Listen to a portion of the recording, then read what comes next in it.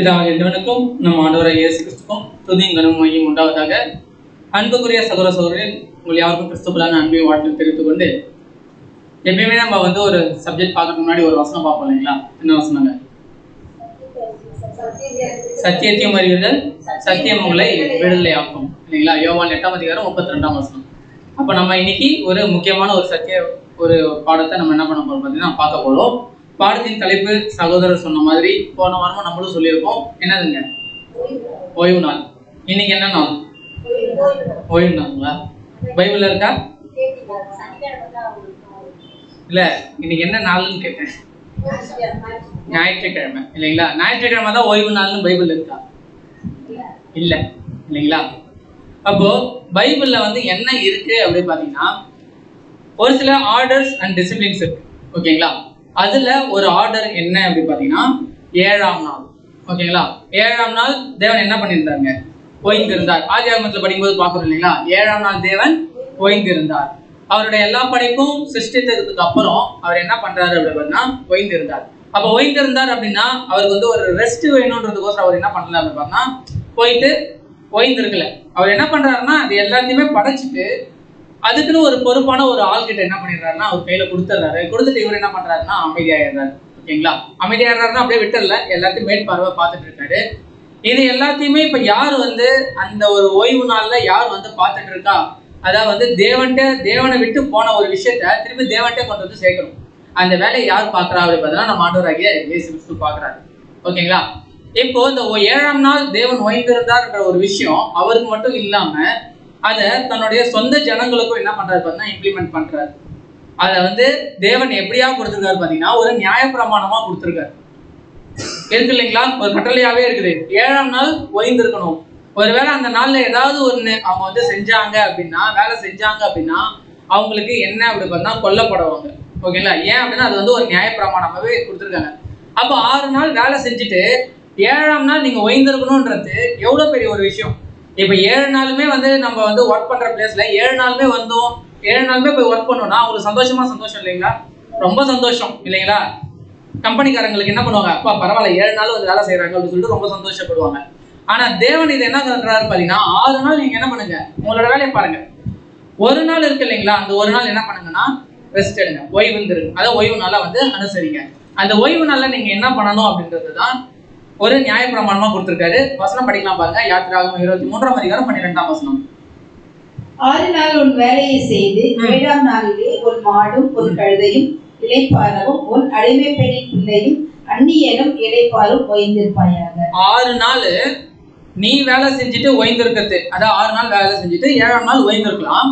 நீ மட்டும் இல்லாம 7ஆம் நாள்ல உன் மாடு, உன் கழுதை, உங்களோட அடிமை எல்லாருமே என்னதான் பண்ணணும் அப்படி பார்த்தா ஓய்ந்திருக்கணும். அப்ப அது ஒரு லா. ஓகேங்களா? ஒரு நியாயப்பிரமாணமா என்ன பண்ணப்பட்டிருக்குன்னா கொடுக்கப்பட்டிருக்கு. அப்ப எவ்வளவு ஒரு அன்பான தேவன் பாருங்க இல்லைங்களா? அப்ப நீ கண்டிப்பா என்னதான் பண்ணணும்? ரெஸ்ட் எடுத்துதான் ஆகணும் அந்த நாள்ல. ஏன் ரெஸ்ட் எடுக்க சொல்றாரு தேவன்? ஏன் 7ஆம் நாள ஓய்வு நாளா அனுசரிக்க சொல்றாரு? இந்த மாதிரி எல்லாம் எதுவும் யாருக்கும் கேள்வியே கேட்டதில்லை. ஓய்வு நாள்னு சொல்லியிருக்காங்க, அவ்வளவுதான். ஏன்லாம் கேட்டது இல்லைன்றீங்களா? ஏன் ஓய்வு நாளா தேவன் அனுசரிக்க சொல்றாரு? அவருடைய நாள் செஞ்சுட்டாங்க.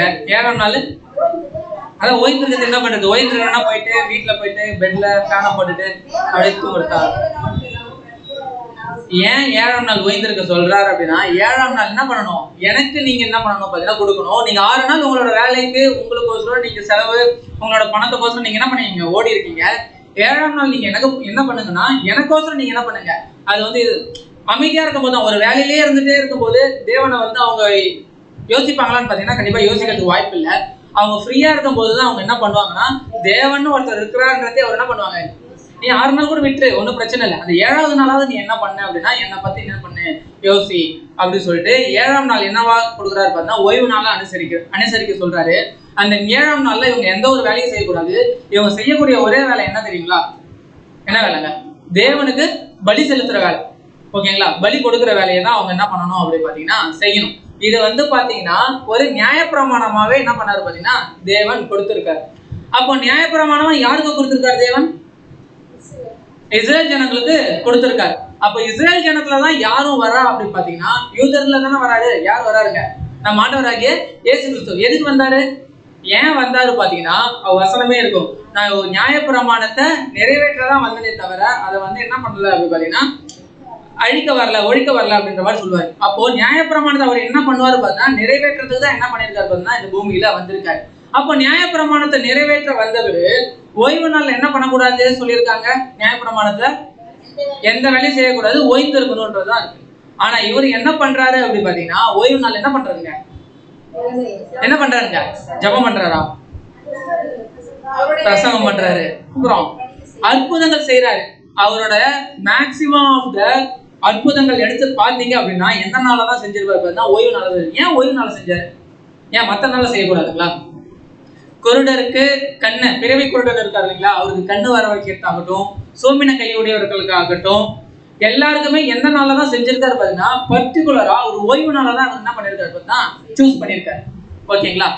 ஃபர்ஸ்ட் ஒரு கேள்வி, ஏன் ஒரு அற்புதங்கள் செய்யணும்? ஏன் இஸ்ரேல் ஜனங்கள் மத்தியில அற்புதங்கள் செய்யணும்?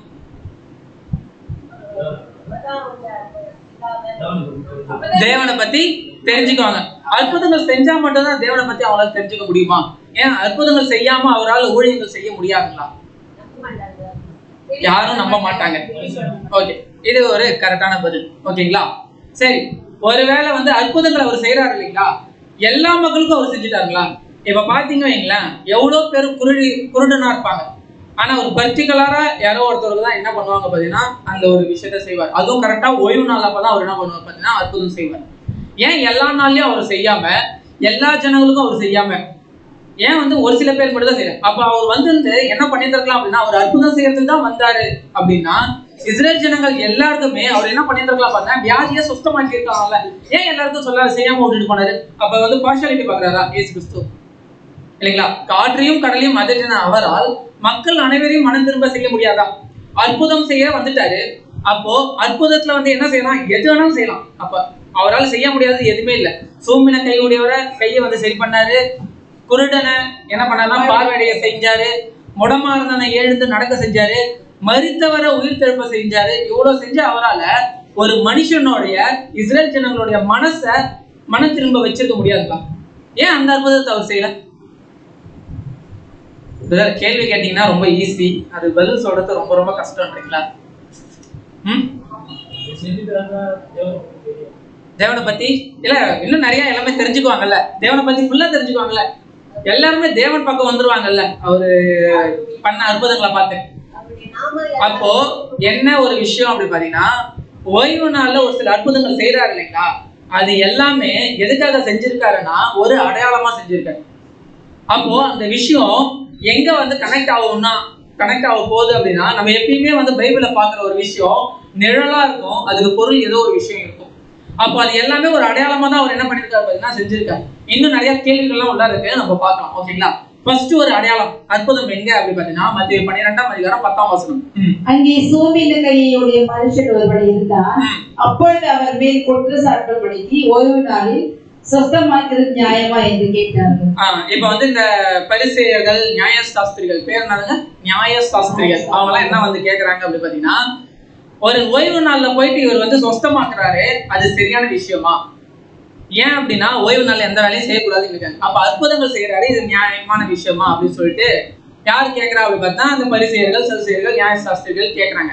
அதுக்கு இயேசு கிறிஸ்து என்ன கேட்கிறாரு அப்படி பாத்தீங்கன்னா மத்தேயு 12ஆம் அதிகாரம் 11-12. அதற்கு அவர், உங்களில் எந்த மனுஷனாக்கிலும் ஒரு ஆடு இருந்து அது ஓய்வு நாளை குழியிலே விழுந்தால் அதை பிடித்து தூக்கிவிட மாட்டார். ஒருவேளை உங்களுக்கு ஒரு ஆடு இருக்கு, அந்த ஆடு என்ன பண்ணிடுது பாத்தீங்கன்னா குழியில விழுந்துருது. குழியில விழுந்துருச்சு, நான் ஓய்வு நாள் எந்த வேலையும் செய்ய மாட்டேன், அதனால நான் குழியில தூக்க மாட்டேன்னு சொல்லிட்டு நீங்க தூக்காம இருந்துருவீங்களா? ஆட்டை பார்க்கிலும் மனுஷனானவன் எவ்வளவோ விசேஷித்திருக்கிறான். ஆதலால் ஓய்வு நாளிலே நன்மை செய்வது நியாயம்தான் என்று சொன்னார். இயேசு கிறிஸ்து இப்ப என்ன சொல்றாரு அப்படி பார்த்தா ஓய்வு நாள்ல நன்மை செய்யறது என்னதுங்க? நியாயம்தான். அப்படின்னு நீங்க 13ஆம் வசனம் படிச்சு பாத்தீங்க அப்படின்னா அந்த சூமின கையுடையவனுக்கு என்ன பண்ணாரு பாத்தீங்கன்னா சொஸ்தமாக்குறாரு. அவர் சொஸ்தமாக்கனோடனே அவர் என்ன பண்றாரு? போயிடுறாரு. இது முதலாம் அற்புதம், ஓய்வு நாள்ல நடந்த ஒரு விஷயம். இதுவும் என்னைக்கு கரெக்டா பண்றாருன்னா ஓய்வு நாள்ல பண்றாரு. அது சனிக்கிழமையா ஞாயிற்றுக்கிழமையா அப்படிலாம் இல்ல, ஓய்வு நாள் 7ஆம் நாள்னு ஒன்று அனுசரிப்பாங்க இல்லைங்களா, அந்த நாள் அவர் என்ன பண்றாருன்னா இந்த ஒரு அற்புதத்தை செய்யறாரு. ரெண்டாவது ஒரு இடத்துல எங்க பாத்தீங்கன்னா பிறவி குருடன். ஏன் பிறவி குருடன் அப்படின்னா, குருடன்னா ஏதாவது நடுவுல கூட குருடன். பிறவி குருடன் பிறந்ததுலேயே அவன் குருடன் தான். இது வரைக்கும் அவன் கண்ணு திறந்து பார்த்துருக்கே முடியாது. அந்த கண்ணு திறந்து பார்க்காத ஒருத்தவருக்கு என்ன பண்றாரு பாத்தீங்கன்னா, அவர் வந்து இயேசு கிறிஸ்து வந்து அவர்கிட்ட போயிட்டு சேரு இருக்கு இல்லைங்களா, சேரு எடுத்து அதுல என்ன பண்றாரு பார்த்தீங்கன்னா, உமிழ்நீர் அவரோட எச்சில் அதுல துப்பி சேரு மாதிரி ஆக்கி என்ன பண்றாருன்னா அவரோட கண்ணில் வச்சு என்ன பண்றாரு பாருங்க பூசுறாரு. இதை என்ன பண்ணு அப்படி பார்த்தா, நீ போய் சிலோவாம் குளத்துல போய் என்ன பண்ணு, இதை போய் கழுவு அப்படின்னு சொல்லி சொல்லுவாரு. அவரு போய் கழுவுனதுக்கு அப்புறம் என்ன ஆயிடும் பாத்தீங்கன்னா, அவருக்கு கண்ணு திறந்துடும். ஓகேங்களா? அப்போ அங்க இருக்க அந்த ஒரு சில அந்த இடத்துல வந்து அங்க வந்து பார்த்துட்டு இருப்பாங்களே, ஏன்னா இவரு பிறவி குருடு, ஸ்டார்டிங்ல இருந்து இவர் குருடா இருக்கிற ஒருத்தவர் எப்படி இவருக்கு கண்ணு தெரிஞ்சுது அப்படின்னு சொல்லிட்டு அங்க இருந்து பாக்குறவங்க எல்லாமே கேட்கறாங்க, எப்படி இவனுக்கு கண்ணு தெரிஞ்சது, இவன் அவனா இவன் அப்படின்ற மாதிரி எல்லாம் கேட்கறாங்க. படிக்கலாம் பாருங்க, யோவான் 9:9. சிலர் அவன்தான் என்றார்கள். அவன்தான், நீங்க குருடனா இருந்தா பாருங்க, சின்ன வயசுல இருந்து குருடனா தான் பாருங்க, அவன் தான் அவன் கண்ணு தெரிஞ்சவன் அப்படின்னு சொல்லி சொல்றாங்க. வேறு சிலர் அவனுடைய சாயலா இருக்கிறான் என்றார்கள். அவனோ நான் தான் அவன் என்றான். இப்ப என்ன சொல்றாங்கன்னா, நான் தான் அவன் அப்படின்றாங்க. அப்படி சொன்னோடனே அப்படியே நீங்க வசனம் படிச்சுட்டு வந்தீங்கன்னா 14ஆம் வசனத்துல என்ன இருக்கும் பாத்தீங்கன்னா, ஓய்வு நாள்ல தான் என்ன பண்ணிருக்காரு பாத்தீங்கன்னா, ஆண்டவராகிய இயேசு கிறிஸ்து என்ன பண்ணிருக்காங்க, இந்த அற்புதம் செஞ்சிருக்காரு. இப்போ இவங்களுக்கு செம்ம கடுப்பு. யாருக்கு? அதை நியாய சாஸ்திரிகள்னு நியாயம் பேசுவாங்க இல்லைங்களா, அவங்க என்ன பண்றாங்கன்னா, எப்படி வந்து நியாயப்பிரமாணத்துல சொல்லப்பட்டிருக்கு ஓய்வு நாள்ல எந்த ஒரு அற்புதங்கள் அடையாளங்கள், அதாவது ஓய்வு நாள்ல எந்த ஒரு வேலையும் செய்யக்கூடாதுன்னு சொல்லப்பட்டிருக்கு. அதையும் மீறி இவர் என்ன பண்றாரு பார்த்தீங்கன்னா, எப்படி அற்புதம் செய்யலாம் அப்படின்னு சொல்லிட்டு இவர் என்ன பண்றாங்க பார்த்தீங்கன்னா, அதை நியாயப்பிரமாணத்துல இருக்குது இல்ல, ஏதாவது ஓய்வு நாள்ல தவறு ஏதாவது வேலை செஞ்சாங்க அப்படின்னா அவங்க என்ன பண்ணப்படணும்னா கொல்லப்பட வேண்டும் அப்படின்னு சொல்லிட்டு இருக்கு இல்லைங்களா. அதனால இவங்க என்ன சொல்றாங்கன்னா, இவர் என்ன பண்ணணும், கொல்லே ஆகணும் அப்படின்னு சொல்லிட்டு இவங்க என்ன பண்றாங்க பார்த்தீங்கன்னா, சதி வேலை செய்யறாங்க. இப்ப இங்க அடுத்தது என்ன நடக்குது பாத்தீங்கன்னா, இந்த பிறவி குருடன் வந்து பார்வை அடைஞ்சிட்டான் இல்லைங்களா, யார் மூலியமா, ஆண்டவராகிய இயேசு கிறிஸ்து மூலியமா பார்வை அடைஞ்சான்றதுனால என்ன பண்றாங்கன்னா, பிறவி குருடனையும் சேர்த்து என்ன பண்றாங்க பாத்தீங்கன்னா தள்ளி வைக்கிறாங்க. வசனம் படிக்கலாம் பாருங்க, யோவான் 9:35-36. அவனை அவர்கள் புறமே தள்ளிவிட்டதை இயேசு கேள்விப்பட்டபோது, நீ தேவனுடைய குமாரனிடத்தில் விசுவாசமா இருக்கிறாயே என்றார். அதற்கு அவன், ஆண்டவரே, அவரிடத்தில் நான் விசுவாசமா இருக்கும்படிக்கு அவர் யார் என்றார். இப்ப என்ன கேக்குறாங்க பாத்தீங்கன்னா, யாரு கண்ணு தெரிஞ்சவரு இயேசு கிறிஸ்து கேட்கிறாரு, நீ தேவனுடைய குமாரனிடத்தில் விசுவாசமா இருக்கிறாயா என்றார். ஓகேங்களா? கேட்டதுக்கு இவர் என்ன கேட்கிறாருன்னா, யாருப்பா அவரு மேல நான் ஏன் விசுவாசமா இருக்கணும்? அப்ப விசுவாசம் இல்லாத ஒருத்தரும் என்ன வர்றாங்க, சொஸ்தமாவறாரு. ஆனா இங்க அற்புதங்கள் அடையாளங்கள் செய்வாங்க இல்லைங்களா, ஒரு சில பேருங்கெல்லாம் இப்ப இந்த காலத்துல வருவாங்க. குருடன் ஒருத்தர் வருவாரு, உண்மையாவே ஒரு குருடனா இருப்பாரு. அவர் வந்து தலையில கை வச்சு ஜபம் பண்ணுவாங்க. ஜபம் பண்ணுன்னு பாத்தீங்கன்னா அவருக்கு பார்வை வந்து என்ன வராதுங்க, கிடைக்காது. ஏன் அப்படின்னா அவங்களோட ஆள் அவர் இல்லை. ஓகேங்களா? அவங்க செட் பண்ணி வச்ச ஆள் இல்லை, அவருக்கு பார்வை கிடைக்கல. இவர் என்ன சொல்றாருன்னா, எனக்கு வந்து பார்வையே கிடைக்கல அப்படின்னு. உனக்கு என்ன இல்லை, உனக்கு என்ன இல்லை, விசுவாசம் இல்லை. விசுவாசம் இருந்தா உனக்கு என்ன இருக்கும், கண்ணு சொஸ்தமா இருக்கும். ஆனா இங்க தேவர் இயேசு கிறிஸ்து என்ன சொல்றாரு, யாருன்னே தெரியல, இயேசு கிறிஸ்து யாருன்னே தெரியாத ஒரு இடத்துல விசுவாசமே இல்லாத ஒருத்தருக்கு என்ன பண்ணிருக்காருங்க, சொஸ்தமா இருக்காரு. அப்ப இங்க என்ன நடக்குது, உனக்கு விசுவாசம் இல்லாதனால நீ என்ன ஆகல, சொஸ்தமாவலன்னு சொல்லிடுறாங்க. அப்போ அந்த இப்ப பண்றது அப்ப அற்புதங்களா,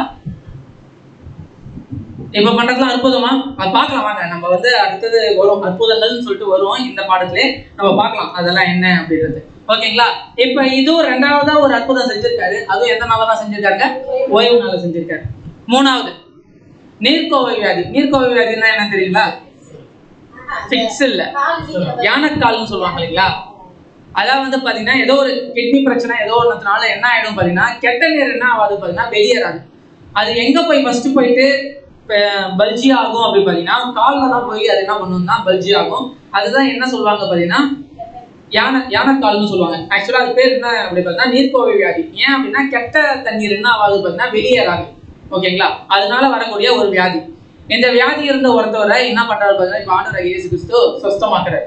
ஓகேங்களா? சொஸ்தமாக்கிட்டு அங்கேயும் இப்ப யார் இருக்கிறா, பரிசேயர் சதுசேயர் இருக்காங்க. இப்ப எப்படினாலும் அவங்க என்ன கேள்வி கேட்க போறாங்கன்னு இயேசு கிறிஸ்துக்கு தெரியும். அதுக்கு முன்னாடி இயேசு கிறிஸ்து என்ன பண்ணிடுறாரு அப்படி பாத்தீங்கன்னா, லூக்கா 14:3.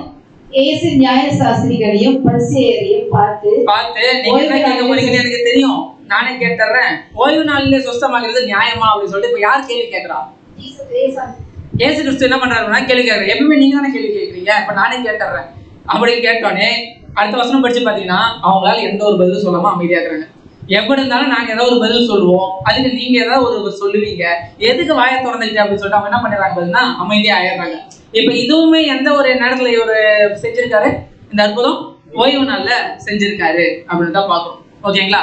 அப்ப நாலாவதா ஒரு அற்புதம் பாருங்க, யோவான் 5:2-3 எபிரேய பாஷையிலே பெதெஸ்தா எனப்பட்ட ஒரு குளம் எஸ்ரேமில் ஆட்டு வாசலின் அருகே இருக்கிறது. அதுக்கு 5 மண்டபங்கள் உண்டு. அவைகளிலே குருடர், சப்பானிகள், சூம்பின உறுப்புடையவர்கள் முதலான வியாதிக்காரர்கள் அநேகர் படுத்திருந்து தண்ணீர் எப்பொழுதும் கலங்கும் என்று காத்துக் கொண்டிருப்பார்கள். ஒரு எபிரேய பாஷையில பெதெஸ்தா கேள்விப்பட்டீங்களா? பெதெஸ்தா குளம் கோயம்புத்தூர்ல கூட அந்த காரோனியா இருக்கு இல்லைங்களா, அங்க கூட வந்து ஒரு குளம் இருக்கு, பெதெஸ்தா குளம். அதுல வந்து பாத்தீங்கன்னா என்னென்னத்தையும் உள்ளார போட்டு வச்சிருப்பாங்க. ஏன் அப்படின்னா இந்த மாதிரி எங்கிருந்து வந்துச்சு பாத்தீங்கன்னா நம்ம இந்த பைபிள்ல இருந்து கொண்டு வந்ததுதான் பெதெஸ்தான்ற குளம். அந்த குளத்துல வந்து எதுக்காக, அந்த குளத்தை சுத்தி யார் யார் இருப்பாங்க பாத்தீங்கன்னா குருடர், சப்பானிகள், சோம்பின உருப்படியவர்கள், அந்த மாதிரி வந்து ரொம்ப வியாதியில கஷ்டப்படுறாங்க இல்லைங்களா, படுக்கையில இருக்கிறவங்க, அவங்க எல்லாமே என்ன பண்ணுவாங்க பாத்தீங்கன்னா குளத்தை சுத்தி உட்காந்துருப்பாங்க, படுத்துட்டு இருப்பாங்க. ஒரு 5 மண்டபம் இருக்கும், அந்த மண்டபத்துல அவங்க என்ன பண்ணுவாங்க பாத்தீங்கன்னா படுத்துட்டு இருப்பாங்க. ஏன் அங்க இருப்பாங்க அப்படி பாத்தீங்கன்னா தண்ணீர் எப்பொழுது கலங்கும் என்று அவங்க என்ன பண்ணுவாங்க, காத்து கொண்டிருப்பாங்க. தண்ணி எப்ப கலங்கும் அப்படின்னு சொல்லிட்டு பாத்துட்டு இருப்பாங்க. ஏன் தண்ணி கலங்குதுன்னு பாத்துட்டு இருக்காங்க? சொஸ்தமாவதுங்களா? அங்க என்ன நடக்கும் அப்படி பாத்தீங்கன்னா யோவான் 5:4 படிங்க. ஏனெனில் சில சமயங்களிலே தேவதூதன் ஒருவன் அந்த குளத்திலே இறங்கி தண்ணீரை கலக்குவான். தண்ணீர் கலங்கின பின்பு யார் முந்தியது இறங்குவானோ அவன் எப்பேர் பெற்ற வியாதியஸ்தா இருந்தாலும் சுஸ்தமாவான். இப்ப அவங்களோட பிலீவ் என்ன அப்படி பாத்தீங்கன்னா அந்த குளத்துல வந்து தேவதூதர் ஒருத்தர் வந்து தண்ணீரை குழப்புவாருமா. அதை கலக்கும் போது கலங்கின உடனே ஃபர்ஸ்ட் யார் அதுல வந்து விழுறாங்களோ அவங்க என்ன பண்ணுவாங்க, சுஸ்தமாயிடுவாங்க. இப்ப பாருங்க, குருடர் இருக்காங்க, குருடருக்கு தெரியுமா தேவதூதர் எப்போ வந்து கலக்குறாருன்னு? சப்பானி இருக்கிறாரு, அவரால் ஓடி வந்து இறங்க முடியுமா? வியாதியா படுத்துன்னு 38 வருஷம் ஒருத்தர் என்ன பண்றாங்க, குளத்து அருகே படுத்துட்டு இருக்காரு. அவருக்கு தெரியுமா அவரால் ஏறி வந்து அவர் என்ன பண்ண முடியும், அதுல வந்து விழ முடியுமா? முடியாது. ஆனா அதுல யார் ஃபர்ஸ்ட் அதுல விழுறாங்களோ அவங்க எப்பேற்பட்ட வியாதியா இருந்தாலும் என்ன பண்ணுவாங்க, சொஸ்தமாவாங்கன்னு சொல்லிட்டு இருக்கு. அப்ப இது எப்படி நம்ம புரிஞ்சுக்கலாம் அப்படின்னு பாத்தீங்கன்னா திருவிவிலியத்துல படிக்கலாம் பாருங்க. யோவான் 5:1-4 வரைக்கும் படிச்சுட்டு வைங்களேன். 3ஆம் வசனத்துல படிக்கும் போது அப்படியே படிச்சுட்டு வரும்போது இவர்கள் குளத்து நீர் கலங்குவதற்காக காத்திருப்பார்கள் இருக்கு இல்லைங்களா. இந்த பிராக்கெட் ஆரம்பிச்சு 4வது வசனம் முடிகிற வரைக்கும் என்ன இருக்குதுங்க, பிராக்கெட் இருக்கு. நம்ம திருத்துவம் சப்ஜெக்ட்ல ஒரு விஷயம் கத்து கொடுத்துருக்கோம். பிராக்கெட் போட்டிருந்தா அதுக்கு பேர் என்னதுங்க, ஒரு வசனத்துல பிராக்கெட் போட்டிருக்கு அப்படின்னா என்ன அர்த்தம்? அது என்ன அப்படின்னா எபிரேய மொழியில அந்த வசனம் இல்லைன்னு அர்த்தம். அப்போ இங்க சொல்லப்பட்டிருக்கு இல்லைங்களா, அந்த குளத்துல வந்து தேவதூதர் வந்து கலக்குவாரு, ஃபர்ஸ்ட் வந்து விழுறவங்க சொஸ்தமாவாங்கன்றது அந்த விஷயம் எதுல, அந்த மாதிரியான ஒரு வசனம் எபிரேய மூலப்பிரதியில இல்ல அந்த வசனம். ஓகேங்களா? அப்போ இது எங்க பாத்தீங்கன்னா நம்ம தமிழ் பைபிள்ல சேர்க்கப்பட்ட ஒரு வசனம். அதனாலதான் திருவிவிலியத்துல என்ன பண்ணப்பட்டிருக்கு அப்படி பாத்தீங்கன்னா அங்க வந்து ஒரு பிராக்கெட் கொடுக்கப்பட்டிருக்கு. நீங்க இங்கிலீஷ்ல எடுத்து பாத்தீங்க அப்படின்னாலும் அங்கே பிராக்கெட்ல தான் இருக்கும். வெயிட்டிங்ல ஆரம்பிக்குதுங்களா, 3ஆம் வசனம் பாதியில அங்கிருந்து ஆரம்பிச்சு 4ஆம் வசனம் முடிகிற வரைக்கும் பிராக்கெட். அப்ப இதுவும் என்னதான் அப்படின்னு பாத்தீங்கன்னா சேர்க்கப்பட்ட ஒரு வசனம்ன்றத இண்டிகேட் பண்ணுது. இன்னொரு ஒரு ESV டிரான்ஸ்லேஷன்ல என்ன போட்டாங்க அப்படி பார்த்தீங்கன்னா omitted text. நீங்க எடுத்து படிச்சு பாத்தீங்க அப்படின்னா இங்கிலீஷ் பைபிள்ல இது மூலப்பிரதியில இல்ல, அதனால இது என்ன டெக்ஸ்ட்ங்க, யோவான் 5:4 omitted text. இப்ப இதுல நீங்க படிச்சு பார்த்தாலும் it is lay a multitude of invalids, blind, lame and paralyzed. அங்க படுத்துட்டு இருந்தாங்க தான் இருக்குமே தவிர அதுக்கப்புறம் வந்து இவங்க வந்து காத்துட்டு இருக்காங்க, இங்க வந்து ஒருத்தர் இறங்கி குழப்புவாரு முன்னாடி போயிடுவாங்க, அந்த ஒரு விஷயம் எதுல இல்லைங்க, மூலப்பிரதியில இல்ல. இல்லாததுனாலதான் இங்கிலீஷ்ல என்ன பண்றாங்க பாத்தீங்கன்னா டிரான்ஸ்லேஷன்ல omitted textனு போட்டிருக்காங்க. அப்போ அந்த இடத்துல என்னதான் நடக்குது, எதனால அவங்க படுத்துட்டு இருக்காங்க அப்படின்னு பாத்தீங்கன்னா ஒரு சில இடம் இருக்கு இல்லைங்களா, ஹேண்டிகேப்க்குனே ஒரு சில இடங்கள் வச்சிருப்பாங்க. இப்ப கோயில்லாம் இருக்கு அப்படி பாத்தீங்கன்னா எங்க படுத்துட்டு இருப்பாங்க பாத்தீங்கன்னா அந்த குளத்தை சுத்தி என்ன இருக்கும் பாத்தீங்கன்னா ஒரு மணிமண்டபம் சொல்லிட்டு கட்டி வச்சிருப்பாங்க. அந்த மண்டபம் என்ன எதுக்கு இருக்கும் அப்படி பாத்தீங்கன்னா இந்த மாதிரி ரொம்ப சாப்பாடு வழி இல்லாதவங்க, அப்புறம் வந்து ரொம்ப இந்த ஹேண்டிகேப் அவங்க எல்லாம் என்ன பண்ணுவாங்கன்னா அங்க படுத்துட்டு இருப்பாங்க. வரவங்க போறவங்க என்ன பண்ணுவாங்க பாத்தீங்கன்னா அவங்களுக்கு பார்த்துட்டு ஏதாவது பணம் ஏதாவது கொடுத்து ஹெல்ப் பண்ணுவாங்க, சாப்பாடு கொடுத்து ஹெல்ப் பண்ணுவாங்க. அந்த மாதிரி தான் அங்க என்ன பண்றாங்க பாத்தீங்கன்னா படுத்துட்டு இருக்காங்களே தவிர அந்த இடத்துல அந்த மாதிரியான ஒரு விஷயம் நடக்கல. அது தமிழ் பைபிள்ல என்ன பண்ணப்பட்டிருக்கு சேர்க்கப்பட்ட ஒரு வசனமா இருக்கு. ஓகேங்களா? இப்ப நம்ம திருப்பியும் அந்த ஒரு விஷயத்துக்கு வந்துருவோம். இப்ப அங்க யாரு இருக்கா அப்படின்னு பாத்தீங்கன்னா 38 வருஷமா ஒருத்தர் இருக்கிறாரு, கால் நடக்க முடியாதவரா ஒருத்தர் படுத்துட்டு இருக்காரு. கிட்டத்தட்ட 38 வருஷமா அங்கேயேதான் இருக்காரு. அவரால் கால் நடக்க முடியல. அதை இப்ப யார் அது சொஸ்தமாக்குறாரு அப்படின்னு பாத்தீங்கன்னா நம்ம ஆண்டவராகிய இயேசு கிறிஸ்து நீ உன் படியை எடுத்துக்கொண்டு நடன்னு சொல்றாரு. அவர் என்ன பண்றாருங்க? நடந்து போறாரு. இப்ப இந்த அற்புதங்கள் எல்லாம் பார்த்தோம் இல்லைங்களா? இந்த அற்புதங்கள் எல்லாமே பர்டிகுலரா எந்த டேல தான் பண்றாரு அப்படின்னு பாத்தீங்கன்னா ஓய்வு நாள்ல தான் பண்றாரு. திருப்பி கேள்விக்கு வந்துடலாம், ஏன் ஓய்வு நாள்ல பண்ணணும்? ஆண்டவராகிய இயேசு கிறிஸ்து ஏன் பர்டிகுலரா ஓய்வு நாள்ல இந்த அற்புதங்கள் பண்ணணும்? அது இந்த 4 அற்புதங்கள் நம்ம பார்த்தோம் இல்லைங்களா? ஏன் பர்டிகுலரா ஓய்வு நாள்ல பண்ணணும்? ஏன் ஓய்வு நாள்ல பண்ணாதான் தேவனை எல்லாமே தெரிஞ்சுக்குவாங்களா? மற்ற நாள்ல பண்ணா தெரிஞ்சுக்க மாட்டாங்களா? இல்லைன்னா ஒருவேளை பரிசேயர் செய்ய கேள்வி கேட்கணுன்றதுக்கோசம் இயேசு கிறிஸ்து பண்ணாருங்களா? நாமம் மகிமைப்படட்டும், அதுதான் சொல்றேன். மற்ற நாள் மகிமைப்படாதுங்களா? 7ஆம் நாள் ஓய்ந்திருந்தால் ஓகே, அந்த நாள்லதான் அற்புதங்கள் பண்ணணும்னு இருக்கா? இப்ப திராட்சை ரசம் பிரயோகப்படுச்சு இல்லைங்களா? அதெல்லாம் வேற ஒரு இடத்துல பண்ணாரு இல்லைங்களா? இப்ப பர்டிகுலரா இந்த மாதிரியான ஒரு 4 அற்புதத்தை ஏன் பர்டிகுலரா ஓய்வு நாள்ல பண்ணணும்? இப்ப ஓய்வு நாள்ல ஏதாவது ஒரு வேலை செஞ்சாங்க அப்படின்னா என்ன ஒரு விஷயம் அப்படின்னு அவங்க கொல்லப்படணும். இந்த மாதிரிதான் ஒருத்தர் என்ன பண்ணுவாரு பாத்தீங்கன்னா சுள்ளி பொறுக்க போயிடுவாரு ஓய்வு நாள்ல. சொல்லினா தெரியும் இல்லைங்களா? இந்த காஞ்சி போன விறகு, இந்த குச்சி மாதிரி இருக்கும், அதை பொறுக்க போயிடுவாரு. அவர் அந்த ஓய்வு நாள்ல அந்த வேலை செஞ்சுட்டாருன்னு சொல்லிட்டு அவங்க என்ன பண்ணுவாங்க பாத்தீங்கன்னா கல் அடிச்சு என்ன பண்ணுவாங்க? சாகடிப்பாங்க. ஓகேங்களா? அப்போ ஓய்வு நாள்ல எந்த வேலையும் செய்யக்கூடாதுன்னு இருக்கும் போது ஏன் பர்டிகுலரா ஓய்வு நாள்ல தேவன் இயேசு கிறிஸ்து அற்புதம் செய்யணும்? சரி, ஒரே ஒரு விஷயம் சொல்லட்டுங்களா? பேதுரு 3ஆம் அதிகாரம் 2 பேதுரு 3ஆம் அதிகாரம் 8ஆம் வசனத்துல ஒரு நாள் என்பது ஆண்டவராகிய இயேசு கிறிஸ்துக்கு எத்தனை வருஷங்க? 1000 வருடம். 1000 வருஷம் என்பது ஒரு நாள் போலவும். அப்போ நம்மளுக்கு 1000 வருஷம் அப்படின்னா கிறிஸ்துக்கு எத்தனை நாளுங்க? ஒரு நாள். ஓகேங்களா? தேவன் எத்தனாவது நாள்ல ஓய்ந்திருந்தார்? 7ஆம் நாள் ஓய்ந்திருந்தார். இப்போ ஆதாம் தொடங்கி ஆண்டவராகிய இயேசு கிறிஸ்து வர வரைக்கும் மொத்தம் எத்தனை வருஷம் ஹிஸ்டரியில நீங்க எடுத்து போய் பாத்தீங்க அப்படின்னா ஆதாம் டு இயேசு கிறிஸ்து வரைக்கும் எத்தனை வருஷம் அப்படி பாத்தீங்கன்னா 4000 வருஷம். ஓகேங்களா? அப்ப எத்தனை நாள் போயிடுச்சு? 4000 வருஷம்னா 4 நாள் போயிடுச்சு. இயேசு கிறிஸ்து தொடங்கி இப்ப வரைக்கும் எத்தனை வருஷம்? 2000 வருஷம். மொத்தம் எத்தனை வருஷம் போயிடுச்சுங்க? 6000 வருஷம் போயிடுச்சுங்களா? அப்போ எத்தனை நாள் போயிடுச்சு? 6 நாள் போயிடுச்சு. அப்ப 7ஆம் நாள்ல என்ன பண்ண போறாரு? ஓய்ந்திருந்தால் 7ஆம் நாள் அவர் என்ன பண்றாரு? ஓய்வு நாள்ல அற்புதங்கள் செய்யறாரு. அப்போ அங்க நிழலா செய்யப்பட்ட ஓய்வு நாள் அற்புதம் இப்ப என்ன நடக்க போகுது பாத்தீங்கன்னா இதுக்கப்புறம் வரப்போறது 1000 வருஷம் வருதா இல்ல வந்துடுச்சா வரப்போதான்னு தெரியல. வரக்கூடிய சப்ஜெக்ட்ல பார்ப்போம். அந்த ஒரு 1000 வருஷம் இருக்கு இல்லைங்களா? அதுதான் 7ஆம் நாள். அந்த 7ஆம் நாள் அவர் என்னென்னலாம் செய்ய போறாருன்றத எங்கேயோ சொல்லிட்டாங்க. முன்னாடியே நிழல் அவர் என்ன பண்ணிட்டாங்க? ஓய்வு நாள்ல அற்புதமா செஞ்சு காமிச்சிட்டாரு. புரியுதுங்களா? 7ஆம் நாள்ல ஓய்வு நாள அனுசரிக்கணும். அப்ப எந்த வேலையும் செய்யக்கூடாது சொல்லியாச்சு. ஓகேங்களா? அவர் அங்க செய்த அற்புதங்கள்லாம் கரெக்டா 7ஆம் நாளா இருக்கக்கூடிய 7000 வருஷமா, அதாவது 6000 வருஷம் முடிஞ்சு 7000 வருஷம் ஸ்டார்ட் ஆகுது இல்லைங்களா? அதுதான் ஓய்வு நாள். அந்த 1000 வருஷமும் ஒரு நாள் ஓய்வு நாள். ஓகேங்களா? அந்த 1000 வருஷத்துல நான் என்னென்னலாம் பண்ண போறேன்றதுதான் இயேசு கிறிஸ்து என்ன பண்ணிட்டாரு அப்படி பார்த்தா அவருடைய முதலாம் வருகையிலே ஓய்வு நாள் அவர் என்ன பண்ணிட்டாங்க? செஞ்சு காமிச்சிட்டார் அப்படின்றத நம்ம பார்க்கணும். சரி, இதை ஞாபகம் வச்சுக்கோங்க. வேதாகம காலக்கணக்குன்னு ஒரு சப்ஜெக்ட் இருக்கு. அதுல இந்த வருஷங்கள்லாம் நம்ம பத்தி நம்ம நல்லா டீட்டெயிலா பார்ப்போம். இன்னும் இயேசு கிறிஸ்துவோட 2ஆம் வருகை இருக்கு. அதுலலாம் என்னென்னலாம் நடக்க போகுதுன்றத நம்ம பார்ப்போம்.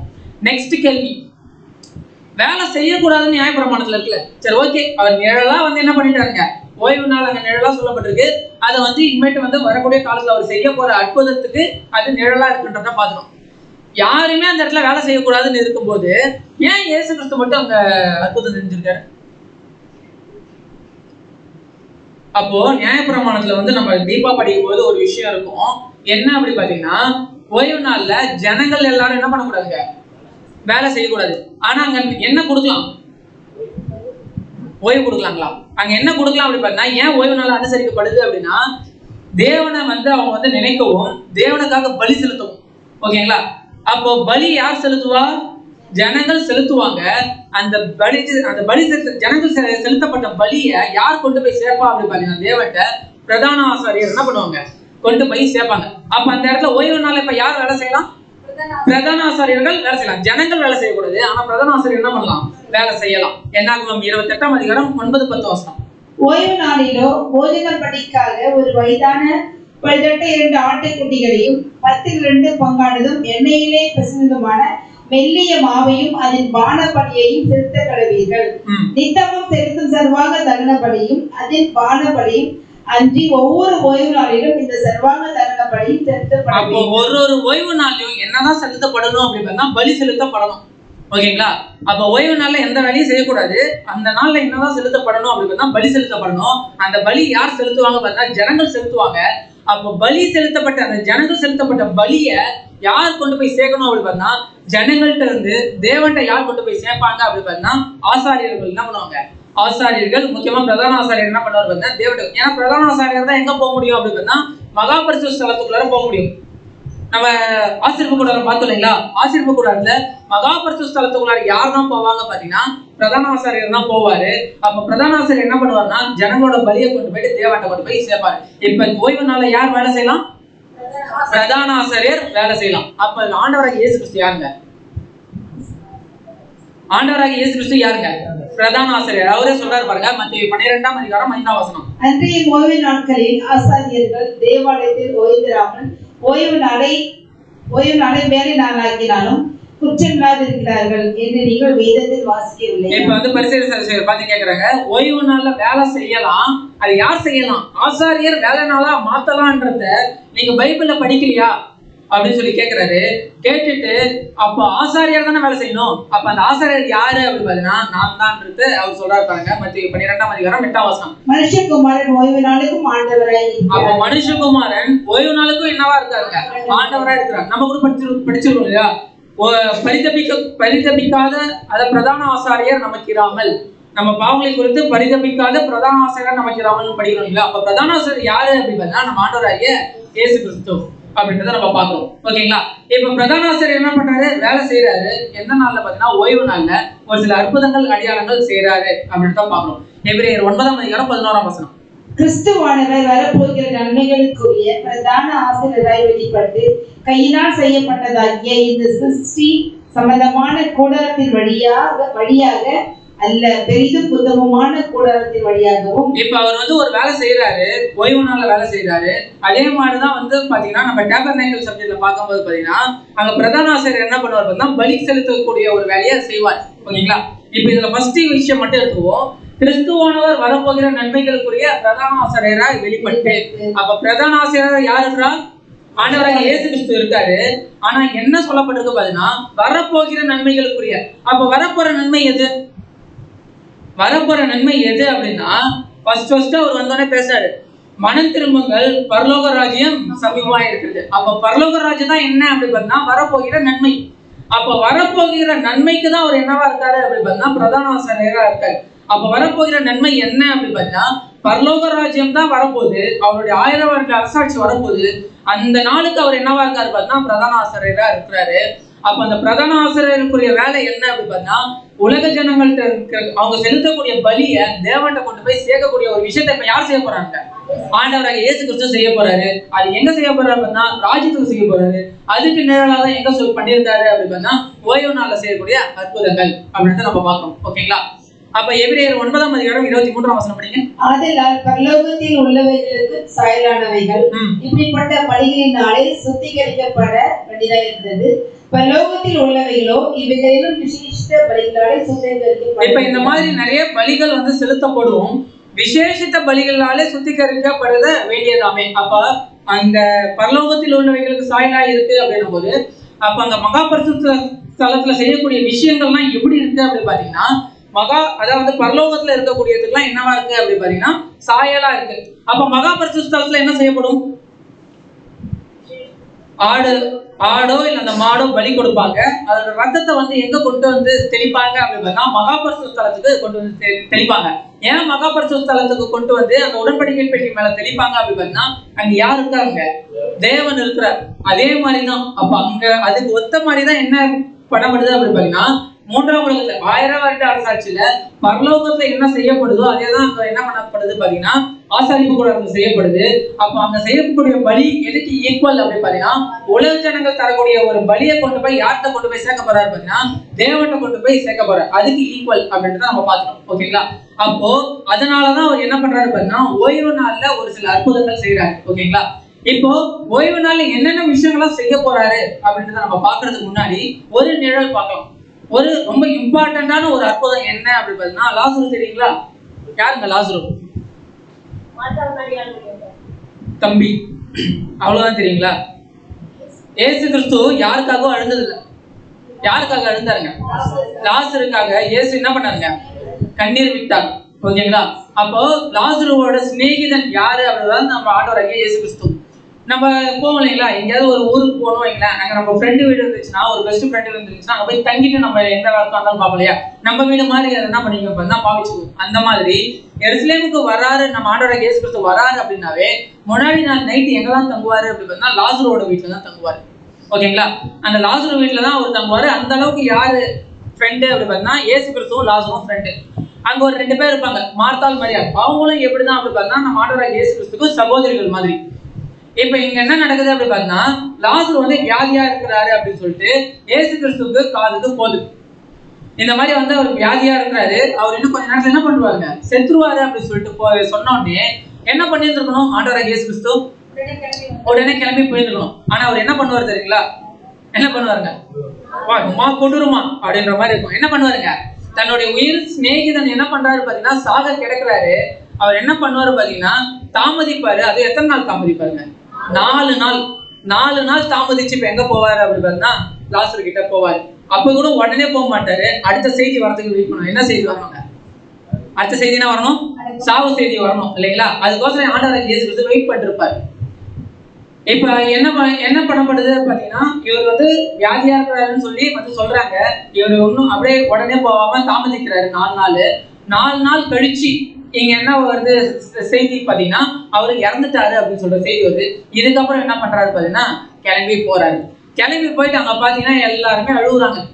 என்ன சொல்றாங்க? நீங்க வராதனால அவர் என்ன பண்றாருங்க? இறந்துட்டாரு அப்படின்னு சொல்லி சொன்னோடனே இயேசு என்ன பண்றாரு பாத்தீங்கன்னா கண்ணீர் விடுறாரு. இந்த கண்ணீர் விட்டதுக்கு அதுக்கு முன்னாடியே அவர் வந்திருந்தாருன்னா என்ன பண்ணிருக்கலாம்? லாசருவை காப்பாத்திட்டு இருக்கலாம்ல. ஏன் வந்து இயேசு வந்து லாசருவை சாக விடணும்? ஏன் காப்பாத்த நினைக்கல?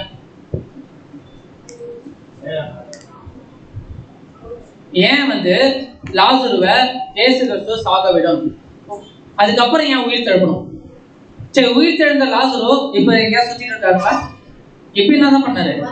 மறிச்சுதானே போனாரு.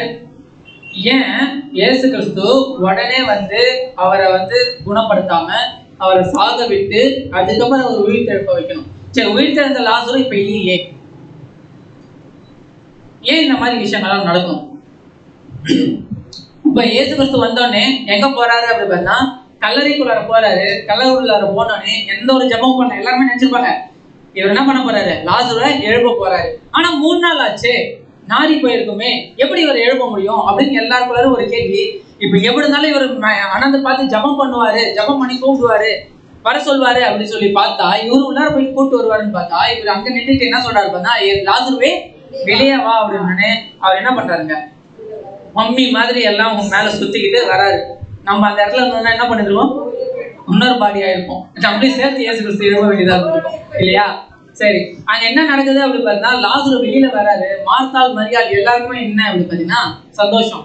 ஏன் இந்த ஒரு விஷயத்தை இயேசு கிறிஸ்து அங்க செய்யணும் அப்படி பார்த்தா இதுவுமே இயேசு கிறிஸ்து நல்லா புரிஞ்சுக்கோங்க. இயேசு கிறிஸ்து ஒரு விஷயம் செஞ்சாலும் அதுல எந்த ஒரு அர்த்தமும் இல்லாம அவர் என்ன பண்ண மாட்டாருங்க? செய்ய மாட்டார். அது எல்லாமே அவருடைய 2ஆம் வருகையில அவருடைய ராஜ்யத்துல என்ன பண்ண போறாரோ அதுதான் அவர் என்ன பண்ணுவாரு பாத்தீங்கன்னா முன்னாடியே செஞ்சிருவாரு. அது எல்லாத்துக்குமே அவருக்கு என்ன அப்படி பாத்தீங்கன்னா பொருட்டு. இவர் சொல்வாரு ஒரு டைம் அதான் வந்து பாத்தீங்கன்னா பிரேத குழிகள் இருக்கிற எல்லாருமே என்னோட சத்தத்தை கேட்கும் காலம் வரும்னு சொல்லுவாரு. யாரும் கேட்க மாட்டாங்க. அதான் போங்க ஏதாவது வளர்ட்டு இருங்க அப்படின்னு சொல்லிட்டு என்ன பண்றாங்க பாத்தீங்கன்னா எல்லாரும் போயிடுவாங்க. அப்ப யாருமே கேட்கல. அப்ப நீ என்ன பண்ணணும்? இதை நீங்க நேரில் பார்த்தாதான் என்ன நம்புவீங்க அப்படின்னு சொல்லிட்டு கரெக்டான டைமிங் இப்ப யூஸ் பண்ணிக்கிறாருன்னா லாசரோட மரணத்தை அவரு இயேசு கிறிஸ்து யூஸ் பண்ணிக்கிறாரு. இப்ப அவர் நின்றுக்கிட்டு பிரேத குழிகிட்ட போயிட்டு சொல்றாரு, அவர் என்ன பண்றாரு பார்த்தீங்கன்னா லாசரு கேட்டுட்டு வெளியில வராரு. அப்ப இவர் சொன்னது கரெக்ட் ஆயிடுச்சுங்களா? பிரேத குழியில் உள்ள அயரோனின் சத்தத்தை கேட்டு காலம் வரும் சொன்ன மாதிரியே இப்ப பிரேத குழியில் இருக்கிற லாசரு அவரோட சத்தத்தை கேட்டு என்ன பண்றாரு பார்த்தீங்கன்னா வெளியில வராரு. ஓகேங்களா? இப்ப இது எதனால நடக்குது அப்படி பாத்தீங்கன்னா இந்த விஷயம் 3ஆம் உலகத்துல அவரோட ராஜ்யத்துல எல்லாரையும் எழுப்பக்கூடிய ஒரு விஷயமா இருக்கு. எல்லாருமே அவர் என்ன பண்ண போறாரு அப்படி பாத்தீங்கன்னா உயிர்த்தெழுப்ப செய்ய போறாரு அவருடைய ராஜ்யத்துல. ஓகேங்களா? யோவான் 5ஆம் அதிகாரம் 28-29. இதை குறித்து நீங்கள் ஆச்சரியப்பட வேண்டாம். ஏனென்றால் பிரேத குழிகளில் உள்ள அனைவரும் அவருடைய சத்தத்தை கேட்கும் காலம் வரும். அப்பொழுது நன்மை செய்தவர்கள் ஜீவனை அடையும்படி எழுந்திருந்தவர்களாகவும் தீமை செய்தவர்கள் ஆக்கினையை அடையும்படி எழுந்திருந்தவர்களாகவும் புறப்படுவார். அப்ப அங்க வந்து பாத்தீங்கன்னா இப்ப இயேசு கிறிஸ்து உயிர் தெழுப்ப போறார். ஓகேங்களா? உயிர் தெழுப்பு உடனே வந்து என்ன நடக்கும் அப்படின்னு பாத்தீங்கன்னா அவங்களுக்கு எல்லாத்துக்குமே சத்தியம் சொல்லி தரப்படும். எல்லாருமே உயிர் தெழுந்து வரும்போது தேவனை அடிக்கிற அறிவுனால அவங்க என்ன பண்ண மாட்டாங்க, வர மாட்டாங்க. அவங்களுக்குன்னு ஒரு சில விஷயங்கள்லாம் இருக்கும். அவங்க வந்து தேவனை ஏத்துக்காம இருப்பாங்க, இல்லை ஏத்துக்கிட்டு இருந்திருப்பாங்க, எப்படி வேணாலும் இருந்திருப்பாங்க. அப்போ எல்லாருமே உயிர் தெழுப்ப செஞ்சு எல்லாருக்குமே காமனா என்ன பண்ண போறாரு அப்படி பாத்தீங்கன்னா தேவனை பத்தி சத்தியங்கள் சொல்லி தர போறாரு. அப்ப அந்த சத்தியம் சொல்லி தந்ததுக்கு அப்புறம் என்ன நடக்கும் அப்படின்னு பாத்தீங்கன்னா யார் யாரெல்லாம் தேவனை ஏத்துக்கிட்டாங்களோ அவங்களுக்கு நித்திய ஜீவன், யார் யாரெல்லாம் தேவனை ஏத்துக்கலையோ அவங்களுக்கு தான் என்னதுங்க தீமை செய்கிறவர்கள் ஆக்கினியை அடிப்படி எழுந்திருக்கிறவர்களாகவும் புறப்படுவார்கள். அப்ப எல்லாருமே அவர் என்ன பண்ண போறாரு பாத்தீங்கன்னா காமனா உயிர்த்தெழுந்து வர வைக்க போறாரு. அந்த ஒரு விஷயத்த எங்க செஞ்சிருக்காரு பாத்தீங்கன்னா நிழலா பழைய ஏற்பாட்டுல, அதாவது புதிய ஏற்பாட்டுல ஆண்டவர் இயேசு கிறிஸ்துவுடைய முதலாம் வருகையிலே அவர் என்ன பண்றாங்க செஞ்சுட்டாரு. மத்தேயு 24ஆம் அதிகாரம் 14ஆம் வசனம். ராஜ்யத்தினுடைய சுவிசேஷம் பூலோகம் எங்கும் உள்ள சகல ஜாதிகளுக்கும் சாட்சியாக பிரசங்கிக்கப்படும், அப்போது முடிவு வரும். அப்ப எல்லாருக்குமே என்ன சொல்லப்படும் அப்படி பாத்தீங்கன்னா இந்த ராஜ்யத்தினுடைய சுவிசேஷத்தை பத்தி என்ன பண்ணப்படும் பாத்தீங்கன்னா உலக ஜனங்கள் எல்லாருக்குமே சொல்லப்படும். அப்போதான் என்ன வரும் அப்படி பாத்தீங்கன்னா முடிவு வரும். என்ன முடிவு வரும் அப்படி பாத்தீங்கன்னா அங்க ஒரு ப்ராசஸ் நடக்கும், பிரிக்கிற ப்ராசஸ். யார் யாரெல்லாம் நித்திய ஜீவனை அடையணுமோ அவங்க எல்லாருமே தேவனை ஏத்துக்குவாங்க. தேவனை ஏத்துக்காம மறுபடியும் சாத்தான் செய்யக்கூடிய வேலையில, அதாவது சாத்தான் சப்ஜெக்ட்ல பார்த்தோம் இல்லைங்களா, சாத்தானை கட்ட விழுத்து விடும்போது திருப்பி சாத்தானுடைய வலையில யார் யாரெல்லாம் விழுறாங்களோ அவங்களுக்கு எல்லாம் என்னதான் வரும் அப்படின்னா ஆக்கினை வரும். அதுதான் அப்போது முடிவு வரும் அப்படின்றத பார்த்தோம். ஓகேங்களா? இப்ப அங்க ஓய்வு நாள்ல ஒரு சில அற்புதங்கள் செஞ்சாரு இல்லைங்களா, அப்ப அது வந்து என்ன, அதுக்கான அர்த்தம் என்ன அப்படின்னு பாத்தீங்கன்னா அவருடைய 1000 வருட அரசாட்சியில அவர் என்ன பண்ண போறாரு பாத்தீங்கன்னா ஒரு சில விஷயங்களை செய்ய போறாரு. ஓகேங்களா? இப்ப அந்த சூமின கையுடையவங்களை ஃபர்ஸ்ட் வந்து அற்புதம் செஞ்சு அவரை வந்து சொஸ்தமாக்கினார் இல்லைங்களா. அப்ப அந்த சூமின கையுடையவங்க யாரா இருப்பாங்க அப்படின்னு பார்த்தா உலக ஜனங்களா இருப்பாங்க. அப்போ உலக ஜனங்கள் என்ன இருக்குன்னு பாத்தீங்கன்னா சூமின கை எப்படி இருக்கும் அப்படின்னு பாத்தீங்கன்னா கை இருக்கும் ஆனா சதை இருக்காது, உள்ளார ஒண்ணுமே இருக்காது, ரொம்ப சின்னதா ஒரு மாதிரி, அதனால எதுவுமே செய்ய முடியாது. கை இருக்கும் ஆனால அதை கையால வச்சு எந்த ஒரு வேலையும் செய்ய முடியாது. அதே மாதிரிதான் உலக ஜனங்கள் என்ன பண்ணுவாங்க அப்படின்னு பாத்தீங்கன்னா உயிர் தெழுந்து வருவாங்க, உயிர் தெழுந்து வந்தோடனே இருப்பாங்க, ஆனா அவங்களால எந்த ஒரு கிரியையும் சத்தியம் கேட்பாங்க, ஆனா அவங்களால கிரியை செய்ய முடியாது. அப்போ கிரியை செய்ய முடியாத அவங்கள என்ன பண்ணுவாங்க பாத்தீங்கன்னா கிரியை செய்யறதுக்கு தேவன் இயேசு கிறிஸ்து என்ன பண்ணுவாரு அப்படி பார்த்தா அவங்களுக்கு ஒரு சில அற்புதங்கள் செய்வார். சங்கீதம் 28ஆம் அதிகாரம் 4ஆம் வசனம். அவர்களுடைய கிரியைகளுக்கும் அவர்களுடைய நடத்தைகளின் பொல்லாங்குக்கு தக்கதாக அவர்களுக்கு செய்யும், அவர்கள் கைகளின் செய்கை தக்கதாக அவர்களுக்கு அடியும் அவர்களுக்கு சதிக்கும் செலுத்தட்டும். அதான் வந்து என்ன அப்படி பார்த்தா அவங்க வந்து ஒரு சில கிரியை செய்வாங்க. ஃபர்ஸ்ட் உயிர் தெழுந்து வந்தோடனே தேவனை அறிகிற அறிவினால சத்தியம் ஃபுல்லா அவங்களுக்கு என்ன பண்ணப்படுது பார்த்தீங்கன்னா பிரசங்கிக்கப்படும். சத்தியம் அவங்களுக்கு தெரிஞ்சாலுமே அவங்க கிரியை செய்ய முடியாத ஒரு இடத்துல இருப்பாங்க. அவங்களுக்கு கிரியை செய்யறதுக்கான விஷயமும் அவங்களுக்கு என்ன பண்ணப்படும் பார்த்தா கொடுக்கப்படும். அப்போ கிரியை செய்யும் போது அவங்க நல்ல கிரியை செஞ்சாங்கன்னா அவங்க நித்திய ஜீவன். அப்ப கிரியை வந்து அவங்களுக்கு வந்து என்ன பண்ணும், ஒருவேளை அவங்க தவறான கிரியை, ஒருவேளை ஒழுங்காவே அவங்க கிரியை செய்யல அப்படின்னா அவங்களுக்கு சரி கட்டும். அதுதான் அதான் வந்து சூமின கையை வந்து சுத்தமாக்குறது அப்படின்னா என்ன அப்படின்னா கிரியை செய்ய முடியாத இருக்கக்கூடிய தேவனுடைய பிள்ளைகளை என்ன பண்ண வைப்பாரு அப்படி பார்த்தா கிரியை செய்ய வைப்பாரு. அப்ப 2வது அற்புதம் என்ன பார்த்தோம், பெரிய குருடனுக்கு என்ன பண்ணுவாரு அப்படி பார்த்தா கண்ணு வர வைப்பார் இல்லைங்களா, பார்க்க வைப்பார். ஏசாயா 43ஆம் அதிகாரம் 8ஆம் வசனம். கண்கள் இருந்தும் குருடா இருக்கிற ஜனத்தையும் காதுகள் இருந்தும் செவிடா இருக்கிறவர்களையும் புறப்பட்டு வர பண்ணுங்க. அப்ப கண்ணு இருக்கும் ஆனா குருடரா இருப்பாங்க, காது இருக்கும் செவிடரா இருப்பாங்க. என்ன அப்படி பாத்தீங்கன்னா சத்தியத்தை கேட்கக்கூடிய எல்லாமே இருக்கும், ஆனா அவங்களால என்ன பண்ண முடியாது பாத்தீங்கன்னா அதை புரிஞ்சுக்கிட்டு அவங்களால என்ன பண்ண முடியாதுங்க, நடக்க முடியாது. ஏன் அப்படின்னா அவன் கண்ணு குருடாக்கல, மனதை என்ன பண்ணிருக்கான் அப்படி பார்த்தா மனக்கண்ணை என்ன பண்ணிருக்கான் பார்த்தா குருடாகி இருக்கிறான். 2 கொரிந்தியர் 4ஆம் அதிகாரம் 4ஆம் வசனம். தேவனுடைய சாயலா இருக்கிற கிறிஸ்துவின் மகிமையான சுவிசேஷத்தின் ஒளி அவிசுவாசிகளாகிய அவர்களுக்கு பிரகாசமாய் இராதபடிக்கு இப்பிரபஞ்சத்தின் தேவனானவர் அவர்களுடைய மனதை குருடாக்கினார். அப்போ சாத்தான் என்ன பண்றான் அப்படி பார்த்தா அவனோட கண் எல்லாத்தையும் என்ன பண்ணிருக்கான், அவனோட மனதை எல்லாத்தையும் குருடாக்கி இருக்காரு. அப்ப அந்த குருடா இருக்கக்கூடிய அந்த மனசை என்ன பண்றாரு பாத்தீங்கன்னா கிறிஸ்து சொஸ்தமாக்குறாரு. அப்ப கிறிஸ்து மட்டும்தான் அது சொஸ்தமாக்குவாரா அப்படி பாத்தீங்கன்னா கிறிஸ்து கூட யாரும் சேவை வருவாங்க, சபை பிளஸ் திரள் கூட்டம், இவங்க எல்லாருமே சேர்ந்துதான் செஞ்சு என்ன பண்ணுவாங்க அப்படி பாத்தீங்கன்னா மனக்கண் வந்து குருடா இருக்க உலக ஜனங்களை என்னத்துக்கு கொண்டு வராங்க அப்படின்னா வெளிச்சத்துக்கு கொண்டு வருவாங்க, அவங்கள பார்க்க செய்வாங்க. இப்ப நம்ம பார்த்துட்டு இருக்கோமா, பார்த்துட்டு தானே இருக்கும், சத்திய வெளிச்சத்தை பார்த்துட்டு தானே இருக்கும். ஒரு மாசத்துக்கு முன்னாடி, ஒரு 2 மாசத்துக்கு முன்னாடி நம்மளுக்கு எப்படி இருந்துச்சு, வசனங்கள்லாம் படிக்கும்போது புரிஞ்சுதுங்களா? நிறைய விஷயங்கள் புரியல. ஆனா இப்போ என்னமோ வந்து படிக்கும் போது ரொம்ப தெளிவா இருக்கிற மாதிரி இருக்கு. ஒரு வசனத்தை படிச்சா இதுக்காக தான் சொல்லப்பட்டிருக்குன்னு சொல்லிட்டு நம்ம தெளிவா நம்ம படிக்கணும் இல்லைங்களா? இதுதான் மனக்கண்ணை என்ன பண்ணிருக்காரு அப்படின்னு பாத்தீங்கன்னா குருடாய் இருந்த மனக்கண்ணை தெளிவுபடுத்திருக்காரு, திறந்திருக்காரு. இதே ஒரு விஷயம் தான் உலக ஜனங்களுக்கும் என்ன பண்ண பாத்தீங்கன்னா நடக்கும். அப்ப எப்படி வந்து குருடா இருக்க அந்த கண்ணை வந்து எப்படி பார்வையடைய செஞ்சாரு? மண்ணு சேறு எடுத்து ஒம்பல் நீரை துப்பி அதை பிசைஞ்சு கண்ணில் வைப்பாரு, அதை போய் கழுவன்வாரு, போய் தான் எடுங்க கழுவிடும். அப்போ அந்த எச்சில் வந்து என்ன அப்படின்னா தண்ணின்னு வச்சுக்கோங்க. அப்ப தண்ணி எதை குறிக்கும்? தண்ணீர் வந்து எதை குறிக்கும் அப்படி பார்த்தா சத்தியத்தை குறிக்கும். ஓகேங்களா? சேருன்னா என்னன்னா அது முன்னாடி சேரா இருக்காது, அது வந்து ஒரு மண்ணா இருக்கும். அந்த மண் வந்து எதை குறிக்கும் அப்படி பாத்தீங்கன்னா ஆதமுக்கு பேர் என்னதுங்க? மண்ணு. அப்ப மண்ணா எதை குறிக்கும் அப்படி பார்த்தா மனுஷர்களை குறிக்கும், உலக ஜனங்கள். 1000 வருட சாட்சியில் இருக்கக்கூடிய உலக ஜனங்களுக்கு என்ன கொடுப்பாரு பாத்தீங்கன்னா அவருடைய சத்தியத்தை கொடுத்து என்ன பண்ணுவாரு பாத்தீங்கன்னா அவங்க கண்ணை பார்வையடைய செய்வார். யோவான் 14:14.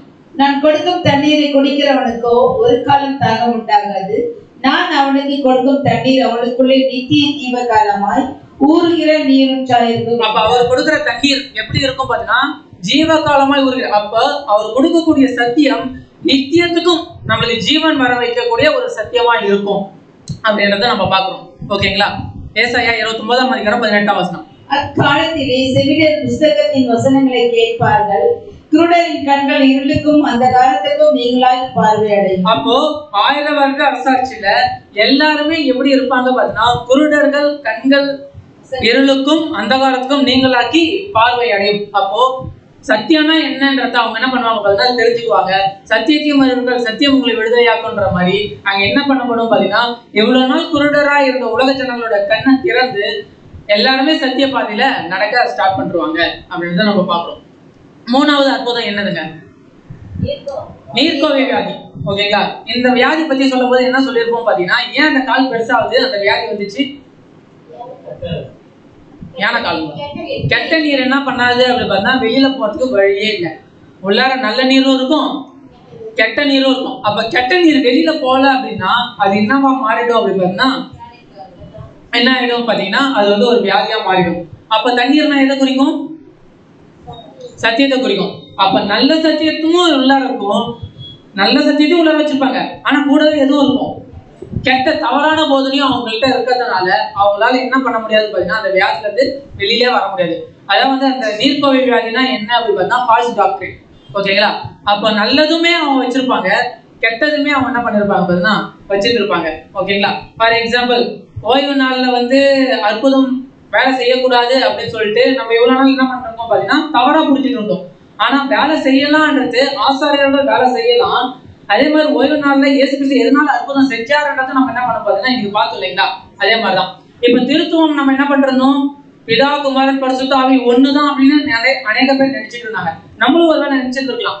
ஆனா திருத்துவம் என்ற சப்ஜெக்ட நம்ம என்ன பார்த்தோம் அப்படின்னா பிதா வேறு குமாரன் வேறு பரிசுத்த ஆவின்றது அவருடைய வல்லமை அப்படின்றது தெரிஞ்சுக்கும். இந்த மாதிரி அநேக விஷயங்கள் நம்ம என்ன பண்ணப்பட்டிருக்கு அப்படின்னா ஒரு சத்தியமா தெரிய வருது. அப்ப சத்தியம் தெரிய வர அசத்தியம் நம்மளை விட்டு வெளியில போகுது. ஓகேங்களா? போனாதான் நம்ம என்னவா இருக்கும் பாத்தீங்கன்னா ஒரு நல்ல ஒரு சிருஷ்டியா இருக்கும். இல்ல அப்படின்னா நம்ம இன்னுமே அந்த ஒரு வியாதியில தான் இருக்கும் அப்படின்னு அர்த்தம். எரேமியா 16:19-20. அடுபடி என் பலனும் என் கோட்டையும் தீர்க்கப்படுகிற நாளில் என் அடித்தளம் வாங்கிய கர்த்தாவே, பிரஜாதிகள் பூமியின் கடையாளர்களுக்கு உங்களிடத்தில் வந்து மெய்யாகவே எங்கள் பிதாக்கள் பிரயோஜனமில்லாத பொய்யையும் மாயையும் கைப்பற்றினார்கள் என்பார்கள். மனுஷன் தனக்கு தேவர்களை உண்டு பண்ணிடலாமோ? அவைகள் தேவர்கள் அல்லவோ? அதாவது பாத்தீங்கன்னா உலக ஜனங்கள் 1000 வருட அரசாட்சியில சொல்லுவாங்களாம், இந்த சத்தியத்தெல்லாம் கேட்டதுக்கு அப்புறம் இந்த மாதிரி நம்ம கிட்ட நம்மள நிறைய தவறான போதனைகளை வழி நடத்திட்டாங்க. இப்ப இருக்கக்கூடிய அநேக சர்ச்சில் என்ன பண்றாங்க பாத்தீங்கன்னா தவறான போதனைகளை நம்மள வழி நடத்துறாங்க. அது எல்லாத்தையுமே எப்ப தெரிஞ்சுக்குவாங்க அப்படின்னு பாத்தீங்கன்னா உலக ஜனங்கள் அந்த ஒரு 1000 வருட அரசாட்சியில தெரிஞ்சுக்குவாங்க. அப்ப சொல்லுவாங்களாம், உண்மையாலுமே எங்க பிதாக்கள் என்னதான் பண்ணிட்டாங்க, பிரயோஜனம் இல்லாத பொய்யும் மாயும் என்ன பண்ணிட்டாங்க, கைப்பற்றாங்க. அநேக சடங்காச்சாரியங்கள் இருக்கா இல்லைங்களா, நம்ம சபைகள்ல இருக்கு இல்லைங்களா? கிறிஸ்துமஸ் அப்படின்ற ஒரு விஷயம் இருக்குங்களா பைபிள்ல? கிறிஸ்துமஸ் கொண்டாடலாம் அப்படின்னு சொல்லிட்டு பைபிள் இருக்குங்களா? இல்ல. ஆனா நம்ம என்ன பண்ணிட்டு இருக்கோம், பைபிள்ல அதாவது கிறிஸ்துமஸ் கொண்டாடிட்டு இருக்கோம் இல்லைங்களா? இந்த மாதிரி அதை ஜெபமாலை அணியலான்னு இருக்குங்களா? இல்ல. ஆனா அநேக விஷயங்கள் நம்ம என்ன பண்றோம் அப்படின்னு பாத்தீங்கன்னா தவறான போதனைகள், பொய்யான ஒரு போதனையா நம்ம என்ன பண்றது பார்த்தா பின்பற்றி இருக்கோம். அதனாலதான் உலக ஜனங்கள் சொல்லுவாங்களாம், அதான் நம்மளும் நம்ம சபையா மாறிடும்ன்ற விசுவாசிகளும் உலக ஜனங்கள் சொல்லுவாங்க. என்ன சொல்லுவாங்க அப்படி பார்த்தா, எங்கள் பிதாக்கள் பிரயோஜனம் இல்லாத பொய்யையும் மாயையும் என்ன பண்ணிட்டு இருக்காங்க, ரொம்ப நாள் கைப்பற்றிட்டு இருக்காங்க அப்படின்ற மாதிரி சொல்லுவாங்களாம். அப்படின்னா என்ன அப்படின்னா அந்த காலத்துல அவங்க என்ன பண்ணப்பட்டிருவாங்க பாத்தீங்கன்னா உண்மையான சத்தியம் என்ன அப்படின்றத அவங்க தெரிஞ்சுக்குவாங்க அப்படின்றத பாக்குறோம். கால் நடக்க முடியாதவன் அப்படின்னா என்ன அப்படின்னா சுத்தமா அவருக்கு 38 வருஷமா என்ன பண்ண முடியாது பாத்தீங்கன்னா நடக்க முடியாது. ஆனா கிறிஸ்து என்ன பண்ணுவார் பாத்தீங்கன்னா எழுந்து நட அப்படின்னு அவர் என்ன பண்ணுவார் பாத்தீங்கன்னா நடப்பாரு. அதே மாதிரிதான் அப்ப இதுதான் உண்மை சத்தியம் தெரிஞ்சிருந்து ஒரு சில பேரால என்ன பண்ண முடியாது பாத்தீங்கன்னா இந்த ஒரு விஷயத்த நடக்க முடியாது. ஏன் அப்படின்னா அந்த சபையில எனக்கு எவ்வளவு பெரிய பொறுப்பு கொடுத்துருக்காங்க, அதெல்லாம் விட்டுட்டு நான் எப்படி இங்க நடக்கிறது, இதுதான் உண்மை சத்தியம் தெரியுதுங்க பிரதர், என்னால இதை விட்டுட்டு போக முடியல. ஆனாலும் என்னால அதையும் என்ன பண்ண முடியல, விட முடியல. ஏன் அப்படின்னா எனக்கு அங்க மிகப்பெரிய பொறுப்பு இருக்குங்க, அங்க என்னோட குடும்பம் இருக்கு, என்னோட ஃபேமிலிஸ் எல்லாருமே அங்கதான் இருக்காங்க. அதனால என்னால அங்க விட்டு வர முடியல அப்படின்றவங்க எல்லாராலையும் என்ன பண்ணப்படும் பாத்தீங்கன்னா உலக ஜனங்களா அவங்க 1000 வருட அரசாட்சியில கண்டிப்பா இதுலதான் அவங்க நடந்தாகணும், சத்தியத்துலதான் நடந்தாகணும், வேற வழியே அவங்களுக்கு ஆப்ஷனே இல்லை. அந்த அளவுக்கு என்ன பண்ணுவாங்க அப்படி பார்த்தா சத்தியம் எல்லாருக்கும் போதிக்கப்படும். ஏசாயா 2ஆம் அதிகாரம் 3ஆம் வசனம். திரளான ஜனங்கள் புறப்பட்டு நம் கர்த்தரின் பர்வதத்துக்கும் யாக்கோபின் தேவனுடைய ஆலயத்துக்கும் போவோம் சொல்றாங்களாம். இவ்வளவு நாள் நம்ம என்ன பண்ணிட்டோம், தவறான ஒரு போதனை நடந்துட்டோம், இப்பவாவது நம்ம என்ன பண்ணலாம் அப்படி பார்த்தா கர்த்தரின் பர்வதத்துக்கும் யாக்கோபின் தேவனுடைய ஆலயத்துக்கும் போவோம் வாருங்கள். அதாவது சத்தியத்துல நம்ம வாங்க அப்படின்னு சொல்லிட்டு எல்லாருமே என்ன பண்ணுவாங்க பார்த்தா கூட்டிட்டு போவாங்க அப்படின்னு நம்ம பார்க்கிறோம். இது எல்லாமே அவர் ஓய்வு நாள்ல நடத்தக்கூடிய அற்புதங்கள் எல்லாமே எதுக்காக செஞ்சாரு அப்படின்னா அவருடைய 1000 வருட அரசாட்சியில வரக்கூடிய காலத்துல என்னென்னலாம் நடக்க போகுதுன்றதுக்கு நிழலா அவர் என்ன பண்ணிட்டாருன்னா ஓய்வு நாள்ல செஞ்சுட்டாரு. ஆனா அது நீங்க ஞாயிற்றுக்கிழமை தான் செஞ்சாரா இல்ல சனிக்கிழமை தான் செஞ்சாராங்கிற ஒரு கேள்விக்கு போனீங்கன்னா அது எல்லாமே மனுஷங்கள் ஏற்பட்டது. ஓகேங்களா? இப்ப நம்மளுக்கு ஞாயிற்றுக்கிழமை ஓய்வு நாளா இருக்கு, நம்ம அதை இது பண்ணிட்டு இருக்கோம். ஒரு சில பேர் சனிக்கிழமை 7th டே சர்ச் இருக்கு தெரியுங்களா, அவங்க 7வது நாள்ல என்ன பண்ணுவாங்க பாத்தீங்கன்னா சனிக்கிழமை எந்த ஒரு காரியமும் செய்யவே மாட்டாங்க. ஏன் அப்படின்னா தேவன் என்ன பண்ணாங்க, ஓய்ந்து இருக்க சொன்னார், நாங்க ஓய்ந்து இருக்கிறோம், எந்த ஒரு விஷயத்தையுமே செய்ய மாட்டாங்க. ஓகேங்களா? அந்த மாதிரிலாம் இருக்கக்கூடியவங்க இருக்காங்க. ஆனா உண்மையாலுமே ஓய்வு நாள்ல எதனால வேலை செய்யக்கூடாதுன்னு சொன்னாங்கன்றதுக்கான அந்த ஒரு ஊகாந்திரம் யாருக்குமே என்ன பண்ண மாட்டேங்குதுன்னா புரிய மாட்டேங்குது. அப்ப அந்த நேரத்துல அற்புதங்கள் ஏன் இயேசு கிறிஸ்து செஞ்சாருன்றது யாருக்குமே என்ன பண்ணல தெரியல. இப்ப சொல்லிதானே தெரியுது நமக்கு எவ்வளவு அற்புதங்கள் செஞ்சிருக்காரு. அதுவுமே எப்பதான் செஞ்சிருக்காரு, பர்டிகுலரா ஓய்வு நாள்ல தானே செஞ்சிருக்காரு. ஏன் செஞ்சிருக்காருன்னு நம்ம இப்ப எடுத்து படிக்கும் போதுதான் என்ன பண்ணப்படுது பாத்தீங்கன்னா நம்மளுக்கு புரியப்படுது. ஓகேங்களா? அப்ப அற்புதங்கள் செஞ்சாங்களே, கிறிஸ்து அற்புதம் செஞ்சாரு இல்லைங்களா, அதே மாதிரி இப்பயும் அற்புதங்கள் செய்யறாங்களே, அதெல்லாம் அப்ப பொய்யா?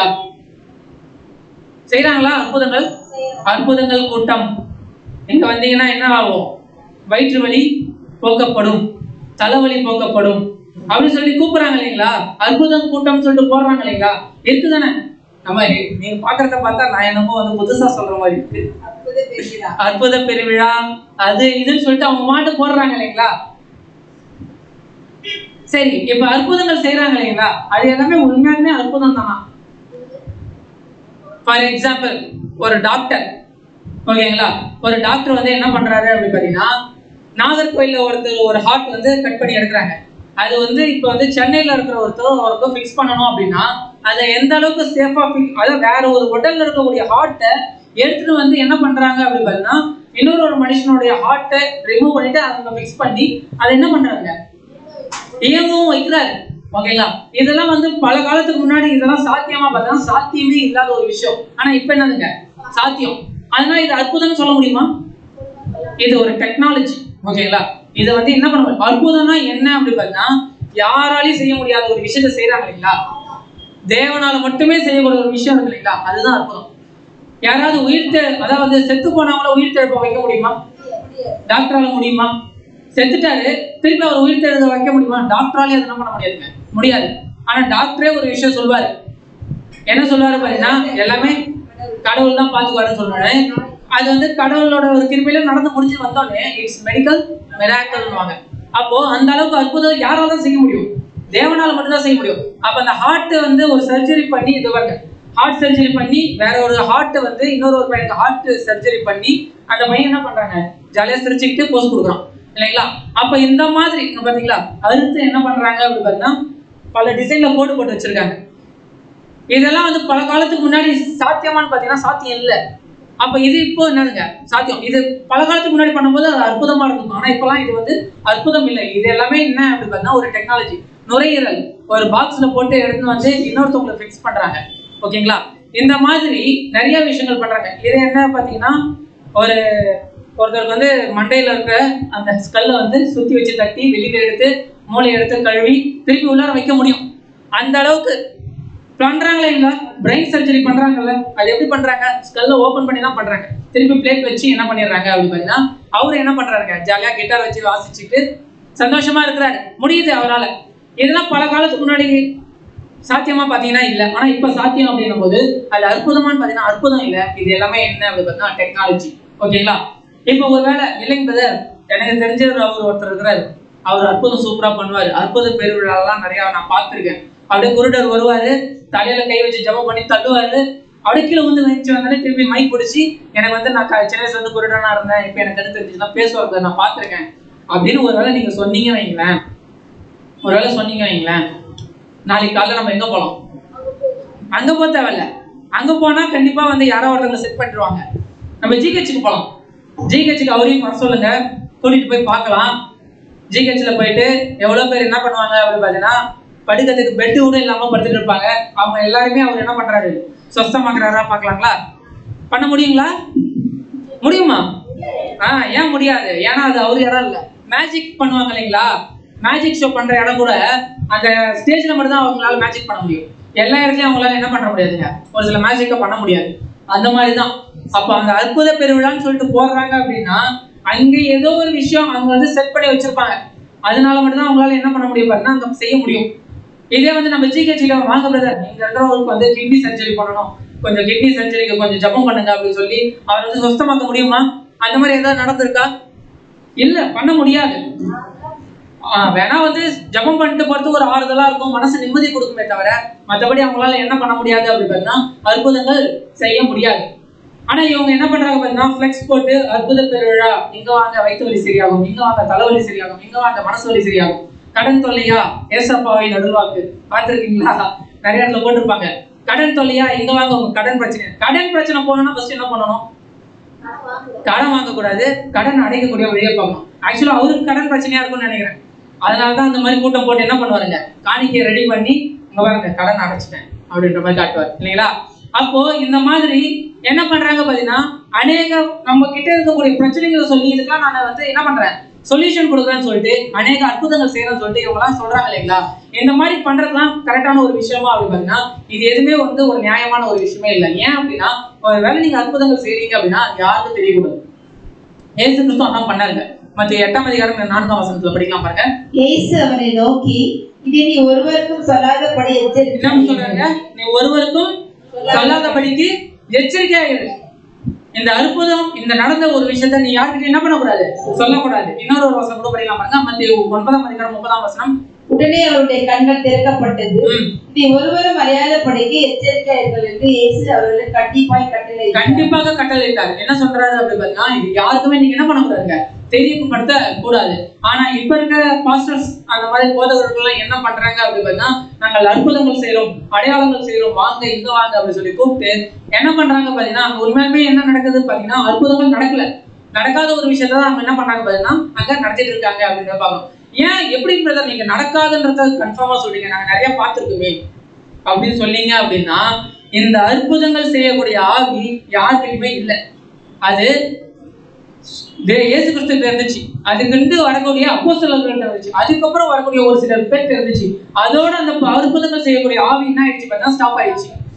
அதுக்கு வசனம் இருக்கா அப்படி பார்த்தா வசனம் இருக்கு. மத்தேயு 10ஆம் அதிகாரம் 1ஆம் வசனம். அப்பொழுது அவர் தம்முடைய 12 சீஷர்களையும் தம்மிடத்தில் வரவழைத்து அசுத்த ஆவிகளை துரத்தவும் சகல வியாதிகளையும் சகல நோய்களையும் நீக்கவும் அவர்களுக்கு அதிகாரம் என்ன பண்ணாங்க? அதிகாரம் கொடுத்தாரு. இப்ப அற்புதம் செய்யற ஆவி ஆண்டவராகிய இயேசு கிறிஸ்து என்ன பண்ணிருக்காரு பாத்தீங்கன்னா அப்போஸ்தலர்களுக்கு கொடுத்திருக்காரு. எத்தனை பேருக்கு? 12 சீஷர்களுக்கு அவர் என்ன பண்ணிருக்காருன்னா கொடுத்திருக்காரு. இதை தவிர்த்து வேற யாருக்குமே அற்புதம் செய்யக்கூடிய ஆவி இல்ல. ஓகேங்களா? இப்ப இந்த 12 பேருக்கு என்ன பண்றாங்க அப்படி பாத்தீங்கன்னா, ஒரு சில பேரை கூப்பிட்டு, ஒரு 7 பேரை கூப்பிட்டு, ஸ்தேவான், பிலிப், பிரகோர், நிக்கோனார், அப்புறம் தீமோன், அப்புறம் பெர்மேனாவு, அப்புறம் பாத்தீங்கன்னா அந்தியோகியா, மொத்தம் 7 பேர். அவங்க 7 பேரை கூப்பிட்டு என்ன பண்றாங்க பாத்தீங்கன்னா, இந்த அப்போஸ்தலர்கள் இவங்க அற்புதங்கள் அடையாளங்கள் செய்யறதுக்கு ஆட்கள் ரொம்ப தேவைப்பட்டுச்சு. ஏன்னா இவங்க அநேக இடத்த இவங்க போயிட்டு கவர் பண்ணணும் இல்லையா? எல்லா இடத்துலயும் இவங்களால போய் கவர் பண்ண முடியாதுன்னு இந்த 7 பேரை கூப்பிட்டு என்ன பண்றாங்க பாத்தீங்கன்னா, இந்த ஒரு இவங்க பெற்ற அந்த ஒரு அற்புதம் செய்யக்கூடிய ஒரு ஆவிய, அந்த ஒரு வரத்தை என்ன பண்றாங்க பாத்தீங்கன்னா அவங்களுக்கு டிரான்ஸ்ஃபர் பண்றாங்க. அவர்களை அப்போஸ்தலர்களுக்கு முன்பாக நிறுத்தினார்கள். இவர்கள் ஜெபம் பண்ணி அவர்கள் மேல் கைகளை வைத்தார்கள். அப்ப அவங்க மேல ஜெபம் பண்ணி என்ன பண்றாங்கன்னா அந்த வரத்தை எல்லாத்தையுமே என்ன பண்றாங்க பாத்தீங்கன்னா அப்படியே டிரான்ஸ்ஃபர் பண்றாங்க. கிறிஸ்து கிட்ட இருந்து அப்போஸ்தலர்களுக்கு வந்துச்சு, அப்போஸ்தலர்கள்ட்ட இருந்து யாருக்கு வந்துருச்சு பாத்தீங்கன்னா அந்த 7 பேருக்கு வந்திருக்கு. ஓகேங்களா? அந்த 7 பேர் தவிர்த்து வேற யாருக்கா போயிருக்கா அப்படி பாத்தீங்கன்னா அதுக்கப்புறம் எந்த இடத்துலயுமே என்ன பண்ணல அப்படி பாத்தீங்கன்னா அந்த ஒரு ஆவி வந்து டிரான்ஸ்ஃபர் பண்ணல. சரி, இந்த 7 பேருக்கு அந்த ஒரு ஆவி வந்துச்சு, அந்த ஒரு பரிசுத்த ஆவி, அந்த ஒரு அற்புதம் செய்யக்கூடிய வரம் வந்துச்சு அப்படின்றத எப்படி சொல்றோம் அப்படின்னா, அப்படியே வசனம் படிச்சு வந்தீங்கன்னா தெரியும். அப்போஸ்தலர் 6ஆம் அதிகாரம் 8ஆம் வசனம். ஸ்தேவான் விசுவாசத்தினாலும் வல்லமையினாலும் தெரிந்தவனாய் ஜனங்களுக்குள்ளே பெரிய அற்புதங்களையும் அடையாளம் செய்தார். ஃபர்ஸ்ட் ஸ்தேவான் தான் வந்து ஒரு பிரைம். ஓகேங்களா? ஒரு முதன்மையானவர். அவர் என்ன பண்றாரு பாத்தீங்கன்னா அந்த அடையாளங்கள் அற்புதங்கள் செய்யக்கூடிய வரத்தை வாங்கி அவர் என்ன பண்றாரு பாத்தீங்கன்னா பெரிய அற்புதங்களையும் அடையாளங்களையும் செய்யலாம். இப்ப இவங்க செஞ்சாங்க இல்லைங்களா? இந்த 7 பேர் கொஞ்சம் ஊழியம் செஞ்சு அநேக இடத்துல அற்புத அடையாளங்கள் செஞ்சாங்க. இப்ப இவங்க எங்கேயாவது அந்த வரத்தை டிரான்ஸ்ஃபர் பண்ணியிருக்காங்களா அப்படின்னு பாத்தீங்கன்னா இல்ல. ஏன் அப்படின்னா இவங்க செய்யக்கூடிய அந்த ஒரு ஊழியம் செய்யக்கூடிய இடத்த எல்லாத்தையுமே அப்போஸ்தலர்கள் என்ன பண்றாங்கன்னா போயிட்டு ஒரு போய் விசிட் பண்ண போறாங்க. யார் யார் போறாங்க அப்படின்னு பார்த்தா பேதுரும் யோவானும் போறாரு. அப்ப போகும்போது பாக்குறாரு யாருக்கிட்டையாவது அந்த மாதிரி ஒரு வரம் இருக்கா அப்படின்னு பாத்தீங்கன்னா யாருக்குமே பரிசுத்த ஆவி இல்ல. படிக்கலாம் பாருங்க 15ஆம் வசனம். சமாரிய தேவ வசனத்தை ஏற்றுக்கொண்டதை எருசலேமில் உள்ள அப்போஸ்தலர்கள் கேள்விப்பட்டு பேதுருவையும் யோவானையும் அவரிடத்திற்கு அனுப்பினார்கள். இவர்கள் வந்த பொழுது அவர்களில் ஒருவனும் பரிசுத்த ஆவியை பெறாமல் கர்த்தராகிய இயேசுவின் நாமத்தினாலே ஞானஸ்தானத்தை மாத்திரம் பெற்றவர்களாக கண்டு. அப்போ ஞானஸ்தானம் மட்டும் தான் வாங்கியிருக்காங்களே தவிர அவங்களுக்கு என்ன இல்லைங்க? பரிசுத்த ஆவி இல்ல. அப்படின்னா என்ன அப்படின்னா அற்புதங்களை செய்யக்கூடிய வரம் யாருக்குமே என்ன ஆகலைங்க? டிரான்ஸ்பர் ஆகல. ஃபர்ஸ்ட் முழுமையா யாருக்கு இருந்துச்சுன்னா நம்ம ஆண்டவர் இயேசு கிறிஸ்து இருந்துச்சு. அவர் அப்படியே யாருக்கு டிரான்ஸ்ஃபர் பண்ணாங்க அப்படி பார்த்தீங்கன்னா அப்போஸ்தலர்கள் டிரான்ஸ்ஃபர் பண்ணாங்க. அப்போஸ்தலரை அந்த 7 பேருக்கு வந்து டிரான்ஸ்ஃபர் பண்ணாங்க தவிர அதுக்கப்புறம் அற்புதங்களை செய்யக்கூடிய ஆவி யாருக்குமே என்ன ஆகல அப்படி பார்த்தீங்கன்னா டிரான்ஸ்ஃபர் ஆகல. சரி, ஏன் அப்போ மட்டும் வந்து இயேசு கிறிஸ்து வந்து அற்புதங்கள் வந்து இயேசு கிறிஸ்து ஆகட்டும் அப்போஸ்தலர் ஆகட்டும் மற்றவங்களாம் ஏன் வந்து அப்போ மட்டும் அந்த ஒரு அற்புதங்களை செஞ்சாங்க அப்படின்னு ஒரு கேள்வி வச்சோம் அப்படின்னா, இப்ப இருக்கிற மாதிரி பைபிள் அப்ப இல்லை. இப்ப நம்ம படிக்கிறோம் இல்லைங்களா? புதிய ஏற்பாடு பழைய ஏற்பாடு தனித்தனியா படிக்கிறோம் இல்லைங்களா? அப்ப நம்ம விசுவாசிக்கிறதுக்கு கிறிஸ்துவ விசுவாசிக்கிறதுக்கு நம்ம அநேக விஷயங்கள் நமக்கு இருக்கு. அந்த ஒரு பைபிள் இருக்கு. ஆனா அப்ப என்ன இல்லை அப்படி பார்த்தா பைபிள் இல்லை. அப்ப அவங்க என்னதான் பண்ணி ஆகணும் அப்படி பாத்தீங்கன்னா அவங்க பார்த்து அற்புதங்கள் அடையாளங்களை பார்த்தாதான் அவங்க யாரை விசுவாசிப்பாங்க? கிறிஸ்துவ விசுவாசிக்க முடியும். அதனாலதான் அங்க வந்து என்ன பண்ணப்பட்டுச்சு அப்படி பார்த்தா அற்புதங்கள் செய்யப்பட்டுச்சு. ஆனா இப்ப நமக்கு தேவை இல்லை. அதான் வசனம் இருக்கு இல்லைங்களா? நிறைவானது வரும்போது குறைவானது ஒழிந்து போகும். அப்ப நிறைவானது எது? வசனம். நம்மளுக்கு சத்தியம் வந்து நிறைவா இப்ப வந்ததுக்கு அப்புறம் பைபிள் நம்ம வந்து பார்த்ததுக்கு அப்புறம் எல்லாமே நம்மளுக்கு தெரிஞ்சதுக்கு அப்புறம் குறைவானது எது அப்படி பார்த்தா அந்நிய பாஷை, அற்புதங்கள், அடையாளங்கள், அது எல்லாமே என்ன ஆயிடுச்சு பண்ணா அதை வந்து குறைஞ்சிருச்சு, இல்ல ஒழிஞ்சு போச்சு. அது இல்லவே இல்லைன்றத சொல்றாங்க. நிறைவானது வரும்போது குறைவானது என்ன ஆச்சுங்க? ஒழிந்து போகும். அப்போ நமக்கு இப்ப என்ன தேவைப்படுது அப்படி பாத்தீங்கன்னா அதை வந்து நம்ம பார்க்காமலே என்ன பண்றோங்க? விசுவாசிக்கிறோங்களா? பைபிள் மட்டும் தான் இருக்கு. நம்ம ஏதாவது அற்புத அடையாளங்கள் யாராவது செஞ்சு பார்க்கறோங்களா? இல்ல. ஆனாலும் நம்ம என்ன பண்றோம் அப்படின்றத விசுவாசிக்கிறோம். ஆனா அந்த காலகட்டத்துல அப்படி இல்லை. பைபிள் இல்லாததுனால கிறிஸ்துவை விசுவாசிக்கணும் அப்படின்னா அவங்க அற்புத அடையாளங்களை பார்த்தா மட்டும் தான் என்ன பண்ணுவாங்க, விசுவாசிப்பாங்க. அதனாலதான் அப்ப அற்புத அடையாளங்கள் இருந்துச்சு. இப்ப கன்ஃபார்ம் என்ன இல்லை அப்படின்னா அற்புதங்கள் அடையாளங்கள் இல்ல. அப்ப பண்றவங்க யாருங்க? வசனம் கூட படிக்கலாம் பாருங்க. 2 கொரிந்தியர் 5ஆம் அதிகாரம் 6ஆம் வசனம். தரிசித்து அதான் நம்ம பார்த்து நடக்காம விசுவாசித்து நம்ம என்ன பண்றோம் அப்படின்னா இந்த ஒரு விஷயத்துல நடக்கிறோம் அப்படின்னு தான் பாக்குறோம். சரி, அப்ப அப்படி பண்றாங்க இல்லைங்களா? இப்ப நம்ம கிட்ட என்ன இல்லை அப்படின்னா அற்புதங்கள் அடையாளங்கள் இல்ல இல்லைங்களா? அப்ப இந்த பண்றவங்க யாரு? அற்புதங்கள் அடையாளங்கள் பண்றேன்னு சொல்லிட்டு நிறைய கூட்டங்கள்லாம் போறாங்களா? அப்ப அவங்க யாரு? 2 கொரிந்தியர் 11ஆம் அதிகாரம் 13ஆம் வசனம். அப்படிப்பட்டவர்கள் கள்ள அப்போஸ்தலர்கள். எப்படிப்பட்டவர்கள்? கள்ள அப்போஸ்தலர்கள். அதான் எப்படிப்பட்டவர்கள்? அப்படிப்பட்டவர்கள் கிறிஸ்துவினுடைய அப்போஸ்தலரின் வேஷத்தை தரித்துக் கொண்டவர்கள். அவங்க என்ன பண்றாங்க அப்படி பார்த்தா கிறிஸ்துவினுடைய அப்போஸ்தலரின் வேஷத்தை தரித்துக் கொண்டவங்க. கிறிஸ்துவினுடைய அப்போஸ்தலரோட வேஷம், அவரோட வேஷம் அப்படின்னா என்ன அப்படின்னா அப்போஸ்தலர் ஊழியம் நான் செய்யறோம் பாருங்க. அப்போஸ்தலர்கள் மாதிரி நாங்க என்ன பண்றோங்க, அற்புதங்கள் செய்யறோம், சாத்தானை என்ன பண்றோங்க, ஓட்டுறோம், பிசாசுகளை ஓட்டுறோம், எல்லா வியாதியும் சுத்தமாக்குறோம் அப்படின்னு சொல்லிட்டு அப்போஸ்தலர்கள் மாதிரி இவங்க என்ன பண்றாங்க அப்படின்னு பார்த்தா வேஷம் போட்டுட்டு திரியிறாங்க. வேஷம் எல்லாம் போட முடியுங்களா? இதெல்லாம் நம்ம நம்புற மாதிரியா இருக்கு அப்படின்னு கேட்டீங்க அப்படின்னா அதுக்கு ஒரு வசனம் இருக்கு பாருங்க. 2 கொரிந்தியர் 11:14. அது ஆச்சரியம் அல்ல, சாத்தான மொழியின் தூதனுடைய வேஷத்தை தரித்துக் கொள்வானே. அப்ப சாத்தானே என்ன பண்றாங்க, தூதனுடைய வேஷத்தை தரித்துக் கொள்ளும் போது இவங்க எவ்வளவு தரும் இல்லைங்களா? அப்ப தூதனுடைய வேஷத்தையே சாத்தான் தரித்துக் கொள்ளும் போது அப்ப இவங்க எல்லாம் என்ன பண்ணுவாங்க அப்படி பார்த்தா அற்புதங்கள் அடையாளங்கள் செய்யணும் அப்படின்னு சொல்லிட்டு இவங்க என்ன பண்றாங்க அப்படி பார்த்தா சாத்தானுடைய அந்த ஒரு வேலையாட்களா இருக்காங்க அப்படின்ற கூட பாக்குறோம். உண்மையுமே அவங்களுக்கே தெரியும் இது அற்புதங்கள் இல்ல, நம்மளால அற்புதம் செய்ய முடியாது தெரிஞ்சிருந்தோம். எதுக்காக அவங்க அற்புதங்கள் செய்யறாங்க? பணம், காசு இல்லைங்களா? அவங்க என்ன பண்ணணும் பாத்தீங்கன்னா ஒரு சொபஸ்டிகேட்டான ஒரு லைஃப் வாழணும் அப்படின்றதுக்கோசம் தான் இல்லைங்களா? அவங்களை விசுவாசிச்சு வரக்கூடிய விசுவாசிகள் கடைசி வரைக்கும் எதுலதான் இருப்பாங்க பாத்தீங்கன்னா வியாதியில தான் இருப்பாங்க, கஷ்டத்துல தான் இருப்பாங்க, தொழில தான் இருப்பாங்க. ஆனா அதை நான் உங்களுக்கு சொஸ்தமாக்குறேன், உங்களுக்கு நான் சொல்யூஷன் கொடுக்குறேன்னு சொல்லிட்டு பேசுறாங்க இல்லைங்களா? அவங்க பாத்தீங்கன்னா பிரைவேட் ஜெட் வச்சிருப்பாங்க, மிகப்பெரிய பங்களா வச்சிருப்பாங்க, உலக பணக்காரர்கள் ஒருத்தவங்களா இருக்காங்களா இல்லைங்களா? நீங்க அமெரிக்கால இருக்க பாஸ்டர்ஸ் எல்லாம் பாத்தீங்க அப்படின்னா பிரைவேட் ஜெட் வச்சிருக்காங்க. ஏன் நம்ம இதுல கோயம்புத்தூர்ல ஒருத்தர் இருந்தார் இல்லைங்களா, நல்லா பாட்டெல்லாம் பாடுவாரு இல்ல, நல்லா பாட்டெல்லாம் ஒருத்தர் பாடுவாரு. அவர்லாம் பாத்தீங்கன்னா அவரோட வாழ்க்கையெல்லாம் எடுத்து பாத்தீங்கன்னா இவரெல்லாம் இப்பதான் பாஸ்ட் ஆனாருன்ற மாதிரி இருக்கும்.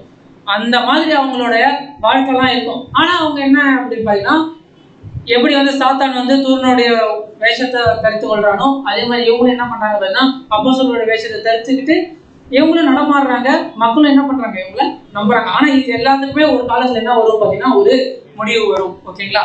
மார்க் 13ஆம் அதிகாரம் 22-23.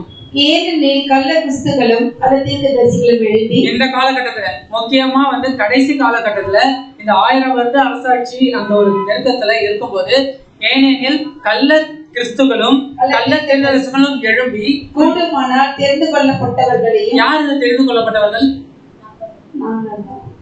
யார் நம்ம தெரிந்து கொள்ளப்பட்டவர்கள்? அழைக்கப்பட்டவர்கள், தெரிந்து கொள்ளப்பட்டவர்கள், உண்மையுள்ளவர்கள். அழைக்கப்பட்ட நிலைமையில இப்ப தெரிந்து கொள்ளப்பட்ட நிலைமைக்கு நம்ம என்ன பண்றோம் கொஞ்சம் கொஞ்சமா வந்துட்டு இருக்கோம். அப்ப தெரிந்து கொள்ளப்பட்டவர்களையும் வஞ்சிக்கத்தக்கதாக அடையாளங்களையும் என்னங்க அற்புதங்களையும் செய்வார்கள். யார? தெரிந்து கொள்ளப்பட்டவர்களை வஞ்சிக்கத்தக்கதாக அடையாளங்களையும் அற்புதங்களையும் செய்வார்கள். நீங்களோ எச்சரிக்கையாயிருங்கள். நீங்களோ என்ன பண்ணும்? நீங்களோ எச்சரிக்கையாயிருங்கள். இதோ எல்லாவற்றையும் முன்னதாக உங்களுக்கு அறிவித்திருக்கிறேன். சொல்லிட்டோங்களா? அற்புதங்கள் அடையாளங்கள் செய்வாங்க. ஆனா அந்த அற்புதங்கள் அடையாளங்கள் அப்பயே ஆதி காலத்துல என்ன ஆயிடுச்சு பார்த்தா ஸ்டாப் ஆயிடுச்சு. பைபிள்ல நம்மளுக்கு வசனமே இருக்கு. ஆனா இப்ப அற்புதங்களும் அடையாளங்களும் செய்யறேன்னு சொல்லிட்டு என்ன பண்ணுவாங்க அப்படின்னா உங்களை என்ன பண்ணுவாங்க, வஞ்சிக்குவாங்க. நீங்க எச்சரிக்கையா இருங்க. இது எல்லாத்தையும் நம்ம என்ன பண்ணிட்டோம், முன்னாடியே சொல்லிட்டோம். அப்ப இவங்கெல்லாம் யாரு அப்படின்னு பாத்தீங்கன்னா வெளிப்படுத்தல் விசேஷம் 16ஆம் அதிகாரம் 14ஆம் வசனம். அவைகள் அற்புதங்களை செய்கிற பிசாசுகளின் ஆவிகள். என்ன ஆவிங்க? பிசாசுகளின் ஆவிகள். எதெல்லாம் செய்யறதுங்க? அவைகள் எல்லாம் என்ன செய்யுதுங்க? அற்புதங்களை செய்கிற பிசாசுகளின் ஆவிகள். அப்போ அற்புதங்களை செய்யறது யாரு அப்படின்னு பாத்தீங்கன்னா இப்போ ஏன் அப்படின்னா நம்ம இப்போ சொல்றோம் அப்படி பார்த்தா வெளிப்படுத்தல் விசேஷம் எப்பயுமே முடிஞ்சதா இருக்காது, வரக்கூடிய ஒரு விஷயம். ஓகேங்களா? அப்போ வெளிப்படுத்தல் விசேஷம் எப்ப எழுதப்பட்டுச்சு தெரியுங்களா? கிபி 100ல யோவான் தான் இதை எழுதினாரு. அப்போ அவரு வரக்கூடிய ஒரு காலகட்டத்தை பத்தி தான் இவர் எழுதுறாரு. அப்போ வரக்கூடிய காலகட்டத்துல அற்புதங்கள் யாராவது செஞ்சாங்க அப்படின்னா அது எல்லாம் என்ன அப்படி பார்த்தா பிசாசுகளின் ஆவிகள். அவைகள் பூலோகம் எங்கும் உள்ள ராஜாக்களை சர்வ வல்லமை உள்ள தேவனுடைய மகா நாளில் நடக்கும் யுத்தத்திற்கு கூட்டி சேர்க்கும்படிக்கு புறப்பட்டு போகிறது. இதெல்லாம் என்னன்னு புரியல இல்லைங்களா? என்னவோ சொல்றாங்க, ஏதோ ராஜாக்களை சர்வ வல்லமை உள்ள தேவனுடைய மகா நாளில் என்ன நாள், என்ன யுத்தம், எங்க கூட்டி சேர்க்க போறாங்க, எதுவுமே நம்மளுக்கு என்ன பண்ணல அப்படிதான் தெரியல. ஆனா இது எல்லாத்தையும் தேவன் என்ன பண்ணுவாருங்க ஒரு காலத்துல தெரியுமா? வெளிப்படுத்தின விசேஷம் புக்கை பத்தி இப்ப நம்ம படிக்கிறோம் இல்லைங்களா? பேசிக் கிளாஸ் படிக்கிறோம் இல்லைங்களா? இப்ப ஒரு இதை பத்தி படிக்கிற மாதிரி வெளிப்படுத்தின விசேஷத்தை பத்தி படிக்கும் போது பாத்தீங்கன்னா உங்களுக்கு மைண்ட் அப்படியே ஓப்பன் ஆயிடும். அந்த அளவுக்கு உள்ளார இருக்கு. யாருப்பா இவங்களாம், என்ன இது இவ்வளவு விஷயங்கள் பைபிள்ல இருக்கு. ராஜாக்கள்னா யாருன்னு தெரிஞ்சுக்கோங்க, தேவனுடைய மகா நாள்னா என்னன்னு தெரிஞ்சுக்கோங்க, அந்த யுத்தத்துல யார் யாரெல்லாம் கலந்துக்க போறாங்கன்னு தெரிஞ்சுக்குவீங்க. இன்னும் கொஞ்சம் காலகட்டத்துல அது நடக்கும் போது அதை தெரிஞ்சுக்கிட்டதுக்கு அப்புறம் அது நடக்கும்போது வந்து பாத்தீங்கன்னா ஓ இதுதான் வெளிப்படுத்தின விசேஷத்துல சொல்லப்பட்டிருக்கா அப்படின்னு சொல்லுவீங்க. ஏன் அப்படின்னா நம்ம இஸ்ரேல் தீர்க்கதரிசனம் பார்த்தோம் இல்லைங்களா?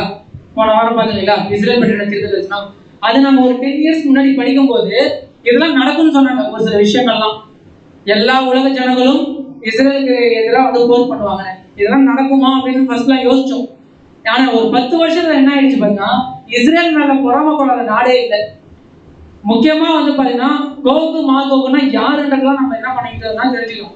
இப்ப கூட கோகு மாகோகுனா யாருன்றது தெரியும். ஆனா நம்ம வந்து என்ன பண்ணணும் பாத்தீங்கன்னா இன்னும் அநேக சத்தியங்கள் கேட்கும் போது கோகு மாகோகுனா யாருன்றது கூட நீங்க என்ன பண்ணிக்கணும்னா தெரிஞ்சுக்குவீங்க. ஆனா இப்ப நல்லா ஃப்ரீயா தெரியுது. இன்னும் நீங்க கொஞ்சம் காலகட்டத்துல என்ன பண்ணீங்க பாத்தீங்கன்னா தெரிஞ்சுக்குவீங்க. ஓகேங்களா? அப்போ இது எல்லாமே வந்து அற்புதங்களை செய்கிற பிசாசுகளின் ஆவிகள். அந்த ஆவிகள் என்ன பண்ணும் அப்படின்னா பூலோகம் எங்கும் உள்ள ராஜாக்களை சர்வ வல்லமையுள்ள தேவனுடைய மகா நாளில் நடக்கும் யுத்தத்திற்கு கூட்டி சேர்க்கும்படிக்கு புறப்பட்டு போகிறது. ஓகேங்களா? அப்ப இந்த இவ்வளவு விஷயம் இருக்கு பைபிள்ல. இதெல்லாம் தெரிஞ்சுக்காம இதெல்லாம் வந்து சொல்லி தராம நான் கனவை பார்த்தேன், கனவுல என்ன நடந்துச்சு, தேவன்கிட்ட பரலோகத்துக்கு போனேன், டேபிள் போட்டிருந்தாங்க, நான் இங்க நடுவில் உட்காந்துருந்தேன், இந்த பக்கம் ரைட் சைட்ல யார் உட்காந்துருந்தா? தேவன் இருந்தார், இந்த பக்கம் இயேசு கிறிஸ்து இருந்தார், பின்னாடி 12 அப்போஸ்தலர்கள் நின்று இருந்தாங்க, எனக்கு ஊட்டி விட்டாங்க, கேசல் கொடுத்தாங்க, எனக்கு கொண்டு போய் நீங்க சர்ச்சை ஆரம்பிக்க சொன்னாங்க. வசனம் படிக்கலாம் பாருங்க. எரேமியா 23ஆம் அதிகாரம் 25ஆம் வசனம். சொப்பன கண்டேன் என்று என் நாமத்தை சொல்லி பொய் தீர்க்கதரிசனம் உரைக்கிற தீர்க்கதரிசிகள் சொல்லுகிறதை கேட்டேன். என்ன இருக்குங்க? சொப்பனம் கண்டேன், கனவுல பார்த்தேன், என் கூட யார் வந்தா? இயேசு கிறிஸ்து என் கூட சைக்கிள் உட்காந்து வந்தார் தெரியுங்களா அப்படின்வாங்க. அப்ப சொப்பனம் பார்த்தேன் அப்படி சொல்லி அவங்க என்ன சொல்றாங்களா? என் நாமத்தை சொல்லி, யாரோட நாமத்தை? கிறிஸ்துவனுடைய நாமத்தை சொல்லி பொய் தீர்க்க தரிசனம் என்ன பண்றாங்க அப்படி பார்த்தீங்கன்னா உரைக்கிற தீர்க்கதரிசிகள். அவங்க பேரு என்னதான் அப்படி பார்த்தா தீர்க்கதரிசிகள் தான். ஆனா அவங்க யாரு என்ன தீர்க்க தரிசனம் சொல்றாங்க அப்படி பார்த்தா பொய் தீர்க்க தரிசனம் சொல்றாங்க அப்படிதான் நம்ம பார்க்கணும். ஓகேங்களா? அப்ப அற்புதங்களை செய்வாங்க.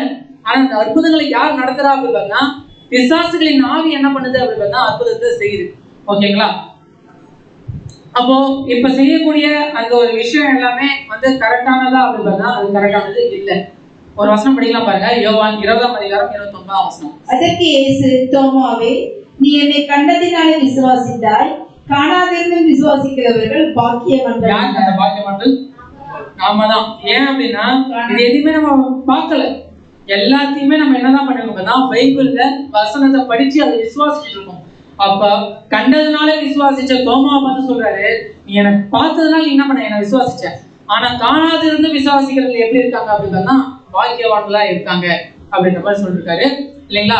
அப்ப நம்ம தான் யாரு அப்படின்னு பார்த்தா அந்த ஒரு பாக்கியவான்கள். இப்ப நம்ம ஓய்வு நாள்ல ஸ்டார்ட் பண்ணி அற்புதங்களை வந்து முடிச்சிருக்கோம் இல்லைங்களா? அப்ப ஓய்வு நாள்னா என்னன்னு தெரிஞ்சுக்கிட்டுமா? என்ன எதுங்க ஓய்வு நாள்? வரக்கூடிய காலம். ஓய்வு நாள்னா என்ன அப்படின்னா 1000 வருட அரசாட்சியில ஒரு மிகப்பெரிய ஒரு ஓய்வு நாள் வருது.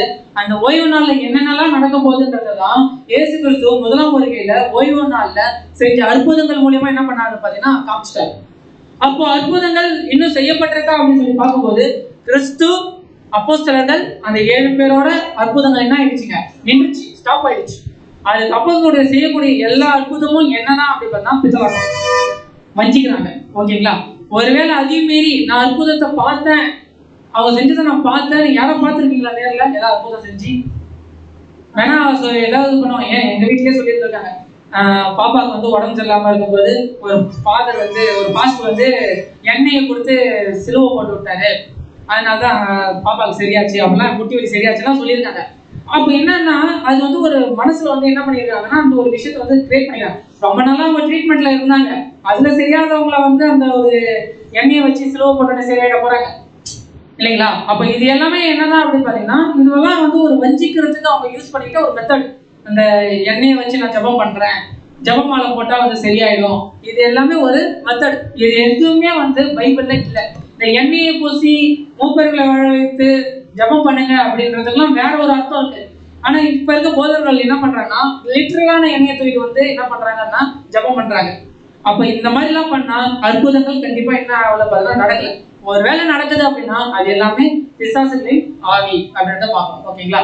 அப்போ நாமளும் அந்த ஒரு பிசாசுகளின் ஆவி இருக்கக்கூடிய ஒரு அற்புத கூட்டத்துக்கு போய் மாட்டிக்காம தேவன் தாமே நம்மை ஆசீர்வதிப்பாராக. ஆமீன்.